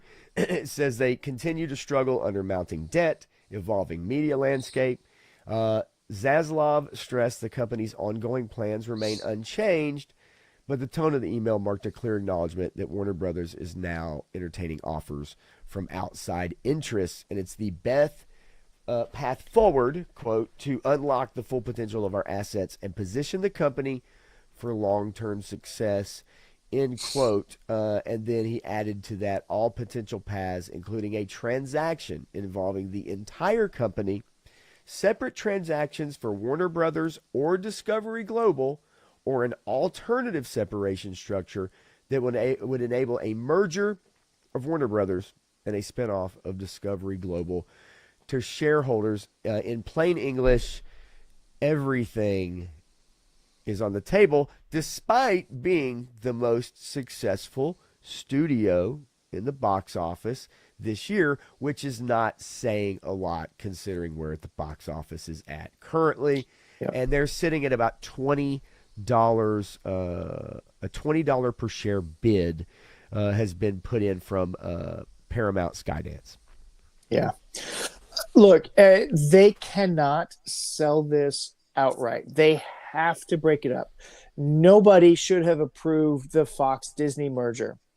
Whoever approved that should be strung up, because that is a monopoly that should not have ever happened. Now, they cannot wholesale sell Warner Brothers, but you also can't have a company who's $38 billion in debt, right? You keep losing millions and billions of dollars every freaking year. You can't sustain it. And now you're going to try and sell it when you have this much debt. You have to break it up. And you can't have the CNNs, the broadcast networks, in with the movie franchises. You can't have that in with DC Comics. You have to break this up and sell it in pieces. Otherwise, you're going to get hit with a monopoly. And you may still get hit with the monopoly stuff if you're selling DC Comics to Marvel, right? I mean, Right. We don't know where this is going to go or who's even interested, because we all saw what happened to the CW. They never made a dime, ever. And they were trying to sell it, and nobody would buy it. He said, "You'd have to pay me to take this company. Take it off your hands." Yeah. Do you see a world in which Disney owns DC and Marvel? I don't, because of the monopoly factor, because there's too much of a conflict of interest. I don't see that. It would have to be some other small company that comes in and buys DC, such as Skybound. Oh, look at this. So they're already talking Paramount and Skybound. Well, they're already so Paramount has grown their thing, and they are partnered with Image, Skybound, all that kind of stuff is kind of merging into Paramount. So Paramount is getting bigger and bigger now, and they're going to become the next big player, because guess what? They've got this guy, and he makes a lot of good television shows, and he's getting pretty popular right now. Crushing it. He's been crushing it with everything that he's been producing, just about. So you take him and you market it all on that and saying, look what we got. Speaking of Tyler Sheridan, by the way. Yep. Who my mom's had dinner with, by the way, up in Wyoming, at his place. That's right. I remember you mentioning that. That's right. What a sweet guy. Yeah. But it's, you got to have something to market. You got to have something to merge with. You got to have something that's going to continue to make money. This is the death knell of entertainment as we have known it for the past 100 years. In the last few years, with companies gobbling up multiple IPs and buying other institutions, like it's because competition is what breeds creativity, right? And when all of it is owned by just a couple companies, right, it's that's been the problem for so long. One thing I think we both will agree on is, if it does get sold, I would say that's the end of the James Gunn experiment. Well, so this is the key of the sale. So if they're putting this all up for sale, they've given up on Gunn. But at the same time, they're giving him an opportunity to up their value. Sure. And if he can up their value and they get sold, then part of that sales agreement would be to continue the Gunn universe. But guess what? If they sell and he's not doing well, it's over. Yeah. And he doesn't have anything that's going to make money that I have seen that he has ever pitched that's going to be successful. So if So Superman wasn't successful, nothing else he's going to do is going to be successful. I So agree. it's dead in the water, So let's and look so's the at gun universe. what he's got coming, right? So supposedly they're working on Supergirl. Well, Supergirl, yeah, that one's going to They happen. they are in the middle of shooting Clayface right now. You If have it's the same people who Batman. did Penguin, then I think we're okay.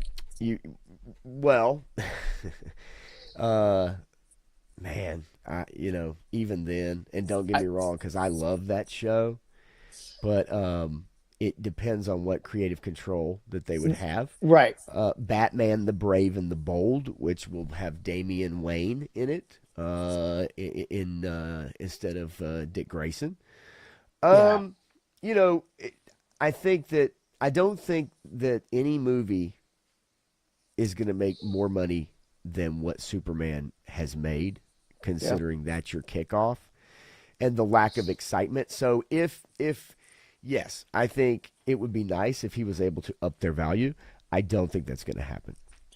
I agree. I don't think that's going to happen either. And you got to think about all of Warner Brothers now. Warner Brothers has some of the most profitable properties that are out there, Right. right? I mean, And whether you like it or not, whether you pay attention or not, I mean, Scooby Doo is one of those properties, and Scooby Doo has been wildly successful so in most every incarnation, except for some of this weird stuff that yeah, they've done. But yeah, but I mean, successful, yes, but as far as carrying a company, well, uh, you're right, it can't carry a yeah, company, but no. it is a successful brand within the company that they've Now, had. this statement, across the entertainment sector, consolidation has become the name of the game. Disney has scaled back production and restructured leadership. Paramount just merged with Skydance. Comcast has been rumored to be shopping around for content assets, and Netflix, once the disruptor, Silicon Valley term, now faces saturation in nearly every major market, with recognizable assets like Harry Potter, DC Studios, CNN, and HDTV. Few media portfolios carry such brand recognition, like you just said.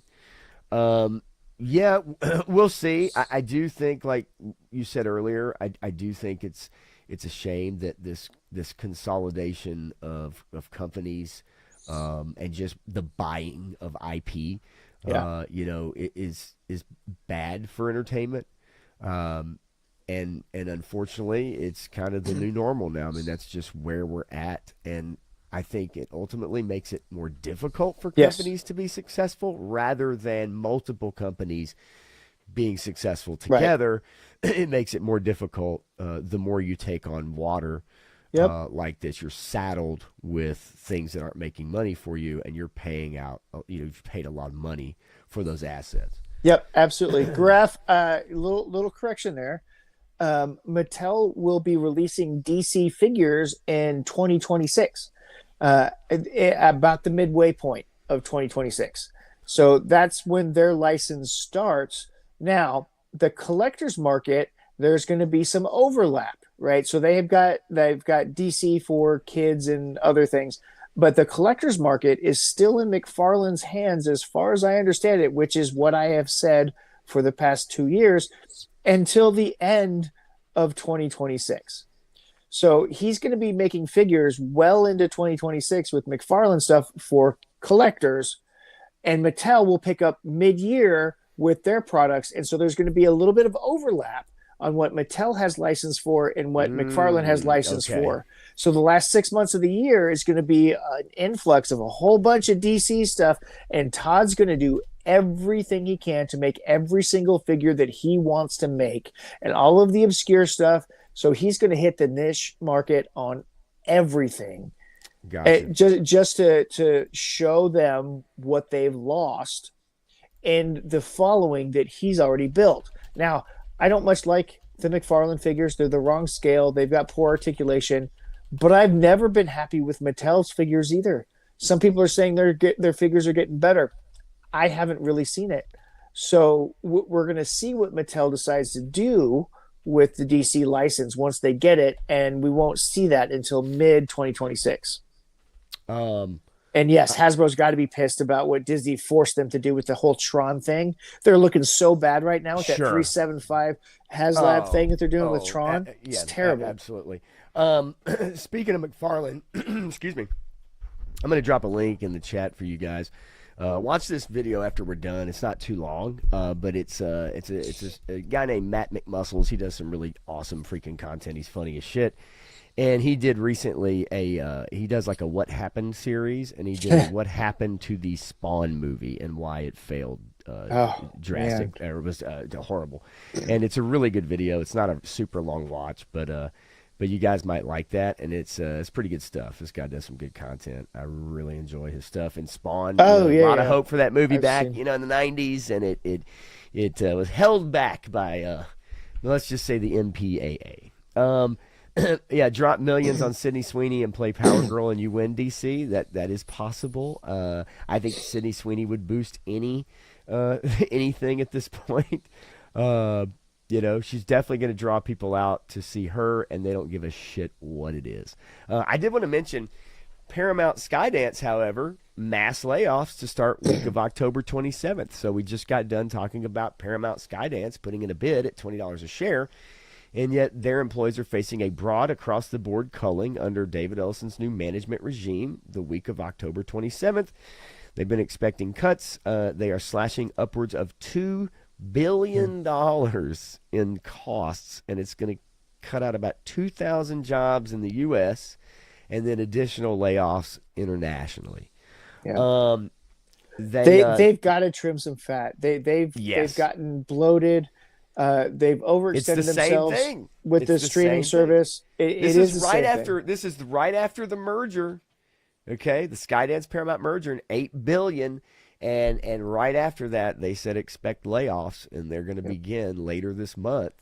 And of course, what they own is obviously the Paramount, umbrella, Pluto TV, MTV, Comedy Central, Nickelodeon, and BET. We know that MTV just literally just shut down. No, they just shut down. Like was it completely? Yes. I thought they just that is right, because it's quite amazing. I don't know anybody that still watched MTV, but man, they haven't done music videos in 25 years. Revolutionary though for the music industry in its time, for sure. But yeah, so we just talked about Warner Brothers in trouble. Now we have layoffs at Paramount Skydance. This is the thing, right? So it says even as they're gearing up to slash jobs, okay, they announced a $7.7 billion 7-year deal exclusive with the UFC. They made a deal with Activision to make a movie based on Call of Duty, and the acquisition of Barry Weiss's The Free Press for a reported $150 million. They also lured over the Stranger Things creators, the Duffer Brothers, with a new 4-year exclusive pact to make movies, shows, and streaming program. So I always find it fascinating to me. On one hand, you're slashing 2,000 jobs or more, but then you're turning around and you're buying up, multi-year deals of multiple entities. It's always the balancing act, but it's just really difficult, honestly, to wrap your head around it. For me, it's difficult to understand. It's more money than I think we can truly wrap our heads around when you start looking at it. It's a shell game. Yeah. And it's a game of fake numbers, right? It is how they convince the banks to keep giving them money. And this is how they do it. They say, we have this much value. It's potential value. It's not actual value. It's potential value. And then they sell that for futures. And this is how speculation happens. This is how the stock market works. This is how comic book speculation works. This is how Hollywood works. This is the way a lot of industries work. They're not selling you on what they have. They're selling you on what they hope to have. Yeah. And so this is why the system is breaking down. And this is the people who are communists that point out the flaws in capitalism. This is the fallacy. that gets exploited a lot of times. That's not actual capitalism. It is the false version of capitalism. But anyway, it just fascinates me that on one hand you're laying people off, and on the other hand you're literally buying up. Like, yeah, and you don't even know, yeah, right? It's the hopes of, right, yep, having something successful. It's the hopes of having your own Fortnite, or the hopes of having your own Call of Duty, right? Like video game companies where they yep. spend tens of hundreds of millions of dollars on a video game, hoping that it becomes the next multi-billion-dollar year thing for them, right? And this is the flaw in their logic, right? Because you don't do that. You spend small amounts of money on independent creators and they build something amazing. right. And then you continue to support them as it grows into something successful. You don't spend a lot of money to make a lot of money. You spend a little bit of money to make a bit more money or quite a bit more money, and then you build on it. And I think It's that's little where increments, not these giant chunks that they're throwing at everything. I think that's where in Hollywood in particular you see where there's a few people making a whole shit ton of money, a whole bunch of money, and then you have a whole bunch of more people that are really not making much at all to really fund what they need to do, and that's where we're in this creative like black hole right now.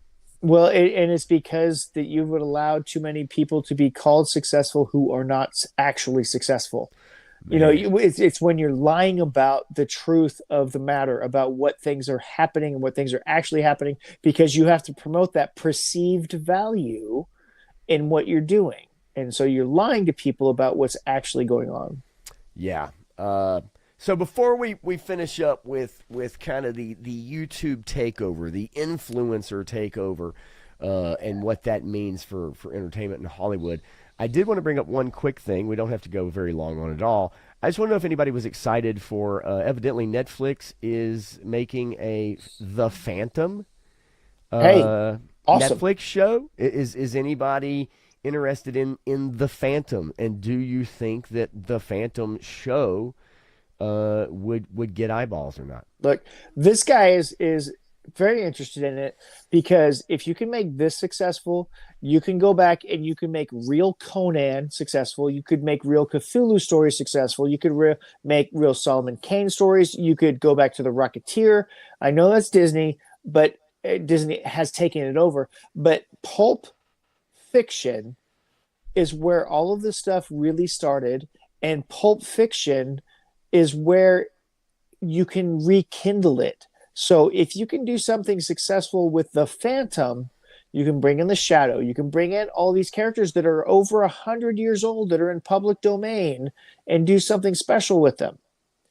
Yeah, it's is Billy Zane coming back? That's what Stu Yeah, for no. lunch wants to know. Right? Hey, I enjoy that movie. I enjoy all of those movies, even the Alec Baldwin Shadow movie. Okay, the Dick Tracy movie with Warren Beatty, who still has the rights, by the way. Yeah, that was what, like the '90s, Yeah. action comic book version, or what we got as comic book movies back in those days, and they tried some things like that.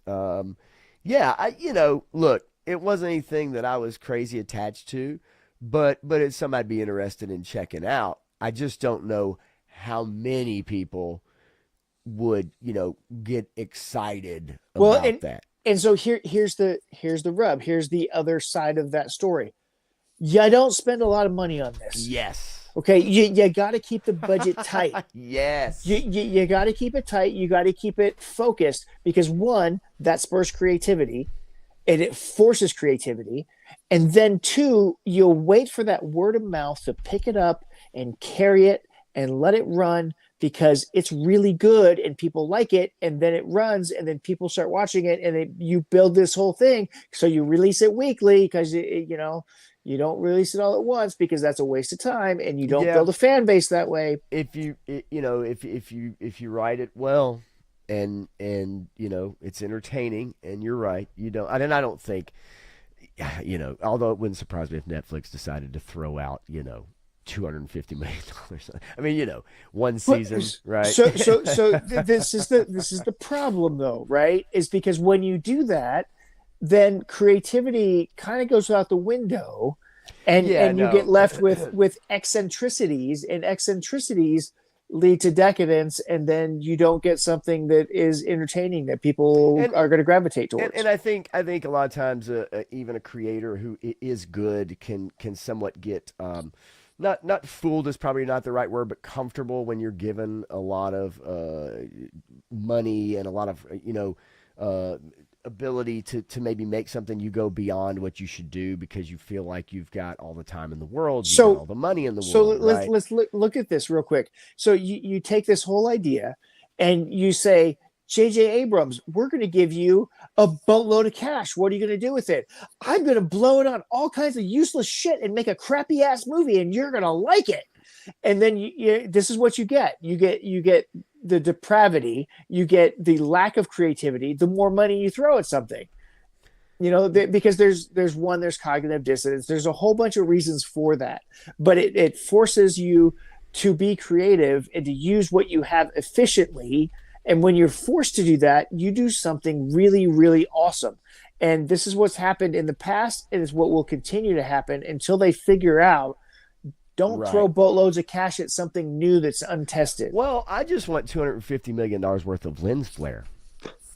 Um, Well, we got that in we Star we Trek 2009. we did. Graf says it's something that hasn't been ruined yet with a modern day version. Let's see what they do with the Phantom. Probably already looking at for an actress to play the role. I hope not. Well, no, I mean, Sabir is in there's the house. plenty What's of up, stories. Sabir? What's up, Sabir? There's plenty of stories about the Phantom's daughter. The Phantoms of the 1920s, 30s having a daughter, and the daughter carrying it on. So they could definitely go that way.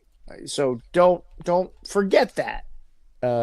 Yes. And 3 Star says that if the Phantom is done right, it'll introduce a whole new generation to a character many have never heard of, and that's true. That's Yeah. that's the positive, right? That's the positive of something like that. If it is done well, it's written well, and is entertaining. Yeah, that's the positive. You could introduce people to something that maybe is a little more underground. Yeah. And so yeah, I mean, I definitely wouldn't mind watching Bella Ramsey as the Phantom. I think it would be a beautiful disaster. And Joseph says the Dark Elf trilogy could be the next Game of Thrones if done right, but these days I don't think they could do it any justice. I Yeah. agree with you Yeah. I there. mean, right now you don't want them Um, taking any of your favorite properties because you know they're going to butcher them. yes, and yet yes, Sydney Sweeney would look good in the purple. I can't argue with that. Yeah. I would watch a remake of Purple Rain with Sydney Sweeney as Prince. I would watch that. I would watch that very intently, mind you. I would watch that very closely. But anyway, okay. So came across an interesting article or two or three. But it really goes and revolves around this. And this is kind of what I want to bring up with you because come on, don't let me down. So far, no crashes. So far, so good. I think it is my good camera for sure. overheating. So I think I've solved the problem. I need to figure out how to get it to not overheat so that my system doesn't crash and restart. So I'm using my other webcam at the moment. So we'll figure it out. But so far, so good. Maybe I spoke too soon. YouTube just ate TV. It's only getting started. In 2 decades, the app has grown from a user-generated circus into the most powerful platform on earth. CEO Neil Mohan on his $100 billion vision for YouTube's future and the disruption, gotta love the word, it's left in its wake. Now, I'm not going to go through this article. What it describes is it talks about being at the San Francisco Arizona Cardinals game back at late September. And the CEO was there, and they brought a bunch of YouTube creators to the NFL. And it was a huge event. They got to, all hang out, and they did little, segments for the NFL and all this kind of stuff. And what that kind of part of it is with YouTube partnering up, because now the NFL package is through YouTube exclusively now. Yeah. Okay. They ditched DirecTV. They have gone Finally. to YouTube exclusively. It will Yep. run you almost $500 a season, Yep. unless you are a first-time user. But it says that I hate these ads, but anyway, it says as big a deal as YouTube is becoming a league broadcast partner, because they are now broadcasting the games, right? And Yeah. like Amazon and other streaming platforms, right? Paramount also streams the CBS games. Is that it says right here? It says, but as big a deal as YouTube, come on, Jesus Christ. But as big a deal as YouTube becoming a league broadcast partner would be, on top of its existing $2 billion deal for NFL Sunday Ticket, the platform's scale and cultural relevance were also on display in Santa Clara. Even with the 49ers on the field, a large group of kids on a rope line near the stands were screaming for one of the creators, a sports influencer, and as well as several of the other influencers in the crowd. Now, you see this big, bold picture here. Yeah. With the over 10 trillion served. Yeah. What this article talks about ultimately, and I will also copy this and put it in the chat, is that really compared to Hollywood, compared to movie studios, which are drying up. There are many studios that are not being used right now. It's also in this interview, in this article, is that a lot of these YouTube creators, even when they're asked to come to Hollywood, are refusing. Yep.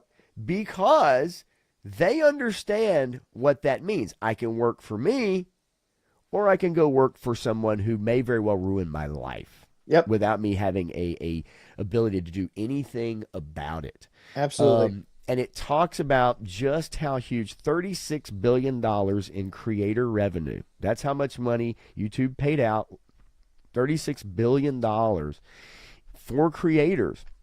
Some of you may be very well getting paid. It says right, over the past 4 years, YouTube has paid out more than $100 billion to its creators, artists, and media partners. That's a lot of money. Yeah. And it tells you that YouTube really has become the top dog. And as a text you sent to me, what did you say to me earlier today or last night when I texted you about this topic? Do you remember about the big four? No. What did I say? You said that YouTube is It's bigger than the big four these days. Yes. Yeah. Yes, it is. It is the biggest entertainment thing right now going, and it is only going to grow. Look, people are done. People are done with the media. People are done with scripted content. People are done with the nonsense, right? I mean, everybody realizes that reality TV is nothing like reality. Everybody has understood at this point that reality TV is scripted television. And you know, they may say it's not, but it totally is. It's absolutely scripted, and they take certain scenes that they can film and they weave it into a narrative, and they distort it and they twist it into the narrative that they want it to have. And people have realized this, that it is emotional manipulation that they've been doing. And the only time you get anything real is on YouTube. I mean, we've got 18 people currently watching. We've had up to 20 people watching, 24 people watching this tonight. That's more than Rings of Power had watching an episode of their television program. Okay. And those cost millions of dollars to make. This, right? Yeah. And so we have people interacting with us right now that are engaged in our content and engaged with us because that's what people want. They want that connection. And this is what Douglas Adams said in the 1970s, in the late 1970s. He predicted that this is the way that things are going to be. Authenticity is the new currency. They want to know who you are. And Hollywood is fake, and it always has been. That's why they call it Tinseltown, right? They're there to scam, to move these shells around to make money. And some people like us are doing it because we love to do it. And you see that we love to do this, and we're engaged with you as we do it. So they're it's not a monetary thing. Yes, that would be nice. All blah, blah, blah, blah. Sure. Right. Everybody wants that part whatever. of it. But at the same time, people see what passion is. and what true passion is. And then you see somebody fall apart like Hassan Piker and how he's losing everything right now because he can't tell the truth to save his life because he's been lying for so long to get big, to get popular, to get the Well, funds, to get the money. you're right about him. I mean, I'd love to do an autistic deep dive on that guy one Yeah. day for 2 hours because it is fascinating who this Yeah. person is, how he got, popular, and the things that he says, and what he's done recently with the shocking his dog, on a stream, and he knew he fucked up when he did it. You can Yeah. see it on his face. You can Oh tell yeah. because all of a sudden he's struggling to like talk. Yep. For a second. This is a guy who never minces words and has an issue with words, and all of a sudden is like, uh oh. But but the thing to me is, looking at this article, and talking about like the authentic part of it. What's changed so much, and you talking about people losing interest. Late night television, for instance. Dead. We don't have to get into the semantics of Jimmy Kimmel and Stephen Colbert and all that. But what we Yeah. do know that is factual, provable facts is that though no one's watching those shows. No. They have been losing millions of dollars a year, and regardless of what they've done to their own shows to result or get that result, the bottom line is that the medium itself, scripted television, right? Turn on ABC, CBS, or NBC, and all you see is like on Wednesday night, it's 3 shows about Chicago PD, Chicago Emergency Room, and Chicago Fire Department. Turn on NBC on a Sunday night, and it's Nashville 911 or emergency, and then it's California night, and it's the doctor shows, it's the lawyer Yeah. show, it's the same shit Yep. regurgitated. And while people do watch those shows, my point is that ultimately at the end of the day, all TV ratings down across the board, and a large reason is because people are tuning into stuff like this. Yep. And you're right. Look, if the money mattered to me as much as it does to some people, then I definitely would have done a lot more and this is no knock on anybody watching to get more than 24 people at a time watching. Does that make sense? Like, now the goal is if you have something to say or you want to say something, you want to grow that, right? You want more Right. people involved because it's fun to have people involved. But at the same token, I enjoy getting on and having one person or Yeah. 24 people, or it could be 5,000 people. You know what I'm Right. saying? Like, to me, I just enjoy doing it. And that's what you're seeing. And people are able to make money at it, and they don't have to give up their values. Now, we do see some people do that. We do see Right. people sell out. But most of the creators, a lot of the creators on YouTube that enjoy making content, and they're not the Mr. Beasts and the crazy games, and I'm giving away $10,000 to somebody who can eat pizza with their butthole. So, like, that's one thing. But you Yeah. see a lot of honest creators out there who are connecting with people one on one on 2,000, one on 17,000, one on Right. 100, and people enjoy that. And you're not. It doesn't cost you anything more than a decent microphone and a Yep. webcam. And I'll tell you, I mean, you can go look at it. You can look at Star Wars Theory. You can look at Gary Beekler. You can look at Will Jordan. You can go look at a lot of these creators that you and I and a lot of other people follow and see how they've gotten to 1 million subscribers, how they've gotten to 2 million subscribers, how Star Wars Theory is the largest Star Wars channel in the world. There's nobody who watches more Star Wars content from Star Wars Theory than any other Star Wars source out there. Period. End all. Stop. Full stop. Right there. And he has been fully honest. And sometimes it seemed a little disingenuous at some points, but really not. When you think about how much He's he been pretty loves, consistent. he's been He's been extremely pretty consistent. And people have trashed him when he's gone after things sometimes and not other times because it may seem inconsistent to you, but from his perspective and where he's coming from his love of Star Wars, he has been Right. extremely consistent the entire time. And And so is Gary. Gary Beekler and Robert Meyer Burnett and so many of these other people that, Critical Drinker, Well, you there's a know. bunch of people. Obviously, there's entire genres out there that we don't follow. Yes. There's car people, right? Yeah. There's people that repair refrigerators. There's people that repair old stuff. There's, I mean, a million things. Do drywall, flooring. I mean, there's a million different genres, and part of this article also brings that up. It says already many of the genres that once defined cable TV have Right. migrated to YouTube. Yep. Chefs explaining recipes that used to be on Food Network have now moved to YouTube. The New York Times, which I can't stand, but their cooking section is going all in on YouTube videos.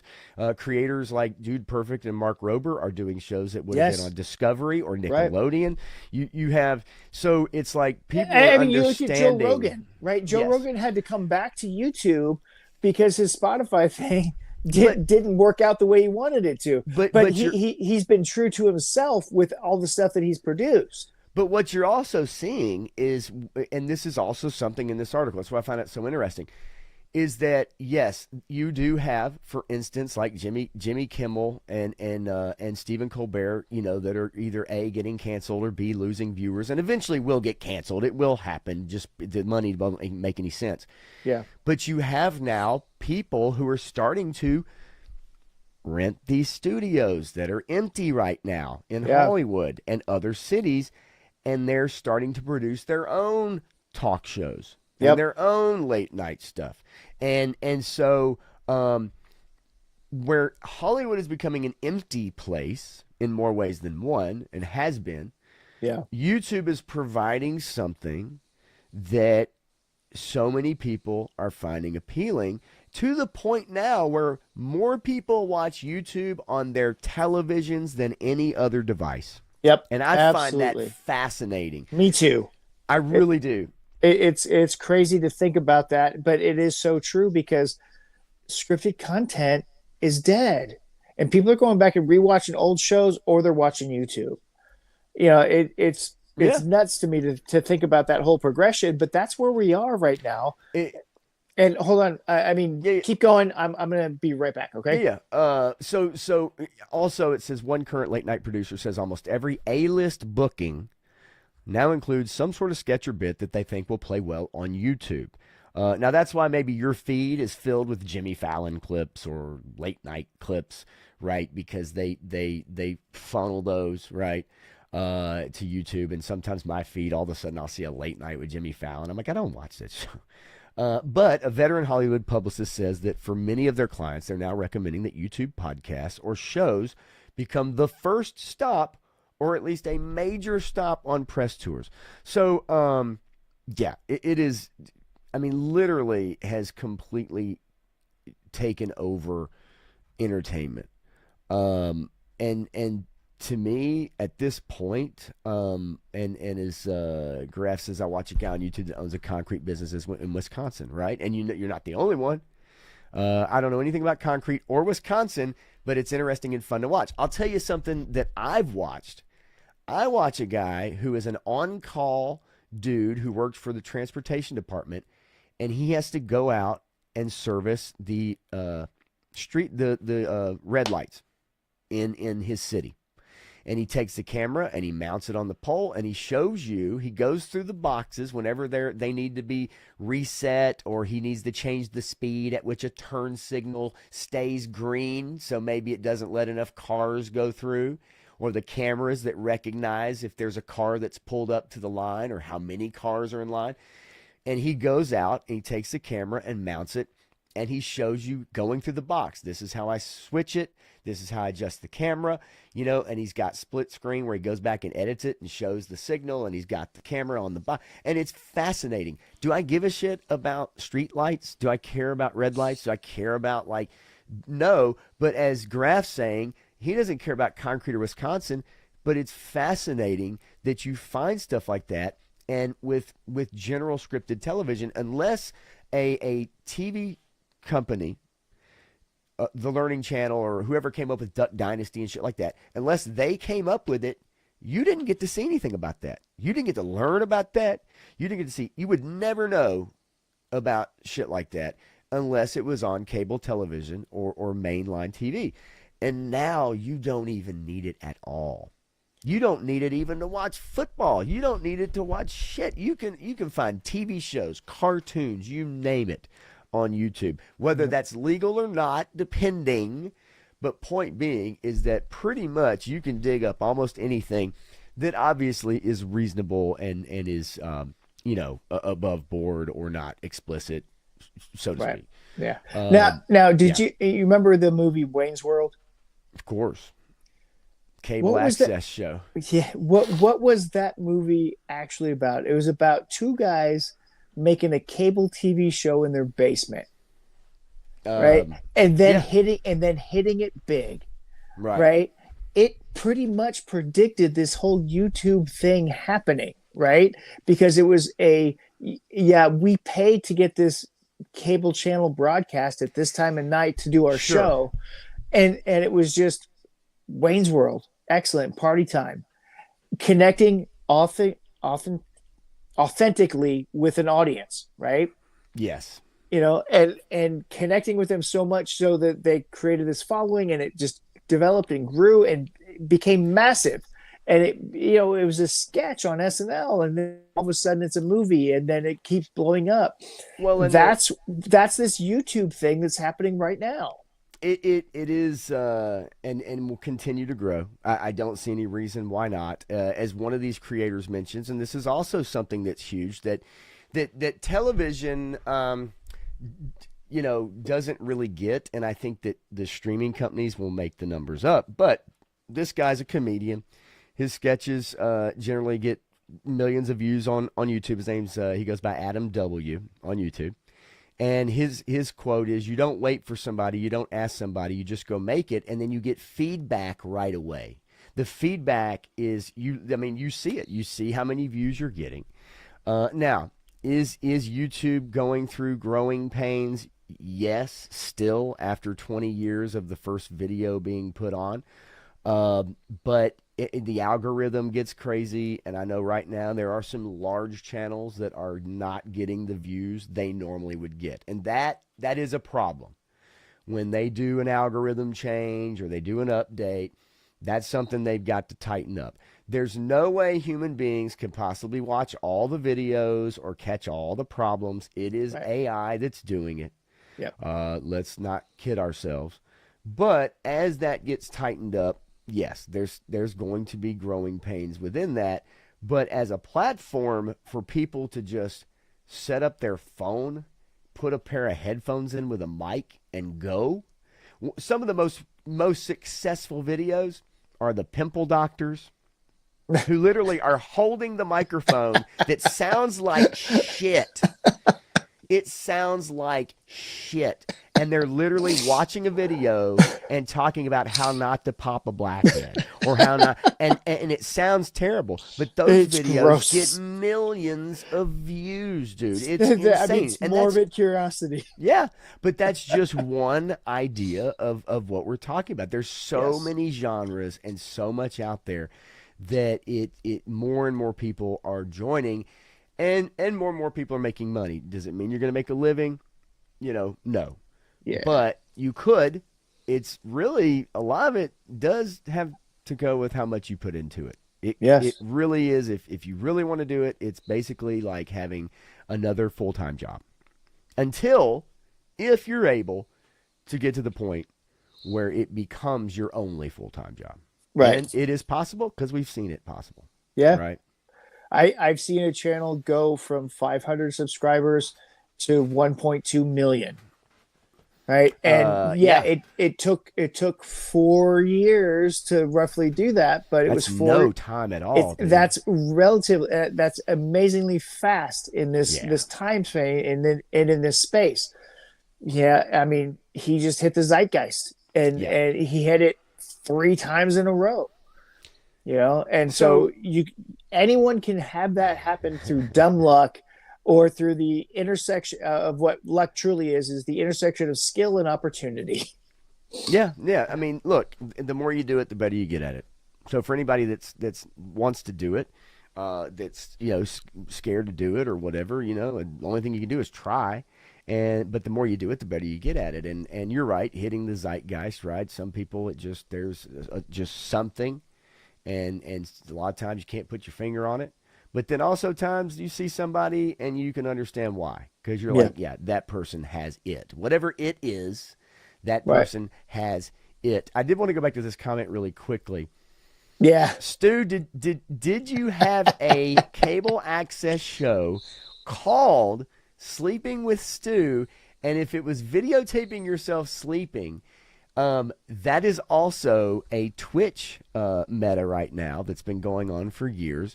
Is these hot chicks basically putting a camera up and sleeping, and they are making money while they sleep for doing nothing.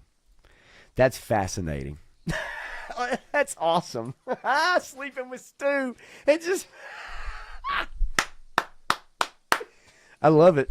I absolutely love it. That's fantastic. So yeah, and you know, there was a couple more articles. I don't want to bring them up because we're over on time. We are going to do a segment on the Punkathon coming up this Saturday, so we're going to kind of wrap it up. But yes, a lot of these influencers are turning down Hollywood because they realize the power that comes with being your own boss, and they realize they don't have to sell their soul to a casting couch or a producer or director.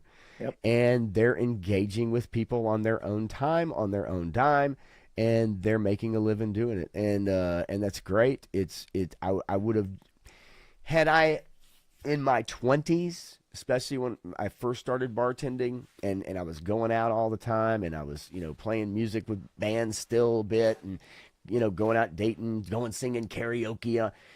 You know, had I thought about the fact of bringing a camera around and just, you know, like, you know, we think about, what if you were the first angry video game nerd?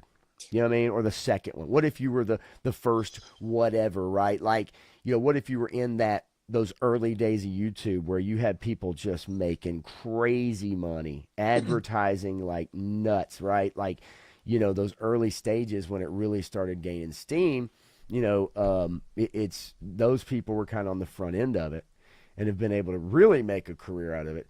But like you said, Nerdrotic, you've got Critical Drinker, you've got all these other people, and that's just what we are interested in. Yeah. Then in a few short years are now making a lot of money. Yeah. And that's what they do. They get to travel and meet fans and stuff. They do Comic-Cons and they go do panels and they do meetups like you've been to, and you know, so that's the goal. You know, the money part of it obviously is great, and can be made, but it's the engagement. It's just having fun, doing it. That's what I enjoy.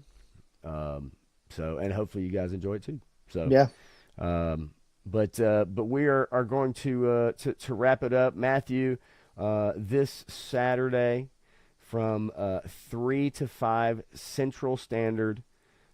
From 4 to 6 Eastern Standard, will be on the Punkathon. We'll do, you know, basically our show, but the main thing we wanted to do is have a horror villain bracket, like a March Madness kind of bracket. And we're going to have some horror villains square off. And we need you guys to vote on it in the chat as we discuss the pros and cons or discuss the bout.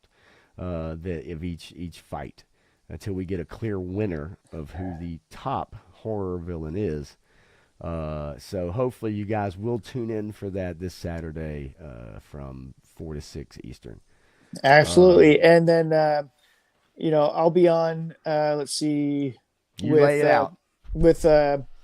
I'll be on In and Out all weekend, but I've got Punks on Film is returning, so everybody get excited about that. We're returning with another Punks on Film for Gross Point Blank, and we're going to do that from 10 p.m. to midnight on Friday Eastern Standard Time, so 9 p.m. to 11 on Friday, and then I'll be on again for the 2 p.m. to 4 p.m. or 1 p.m. to 3 p.m. depending on your Eastern or Central photography talk with Emerald Knight and some others. So Ed is going to be on there, Action Figs, and I think Spec might be on there too, Toy Optics. And then we'll have the evening blend in the afternoon, late afternoon, from 3 to 5 Eastern, Central, or 4 to 6 Eastern, And then we'll have plenty of events all night long from Circle of Jerks, Backyard Battlefield, wrestling. Uh, Shark Eyes is going to be on. So the Australians are going to take over. Then you're going to have a clubhouse takeover, coloring with Allison, photography evening blend, Smoking Joe's, military hours. So you're going to have some vets come on and talk about toy collecting in the veteran community, clubhouse. And then if there's anything else that Punk wants to do or talk about, he'll finish up with that. But the whole thing kicks off with customizers with Gun Bunny and Tony Figs at 12:30 on Friday afternoon. And so it's going to be a good time. And I hope you guys can join us. And I hope you guys have some money to donate for the kids for Toys for Tots. And Punk is going to have a YouTube link, a PayPal link that you can do directly, or you can do super chats in the channel. The YouTube link, the PayPal link is a little more efficient because there's less stuff taken out of it. But all this is going to go for toys that Sergeant Reds is going to pick up and deliver in the Michigan area. But it's still Toys for Tots, so it's a worthwhile cause. So we thank you guys for coming and supporting us with all of that. And then, of course, I've always got my photography every day. I've got stuff coming out. I'm still trying to do some horror picks for the end of the year. Haven't been as inspired this year because there's been so much stuff going on, but I still have some horror pictures coming with Pythona and some other fun stuff with Savage Crucible and stuff like that. So please check that out at Mamu's Action Figure Blog on Instagram, and we'll see you this weekend. Yeah. We need to do a watch party on a movie.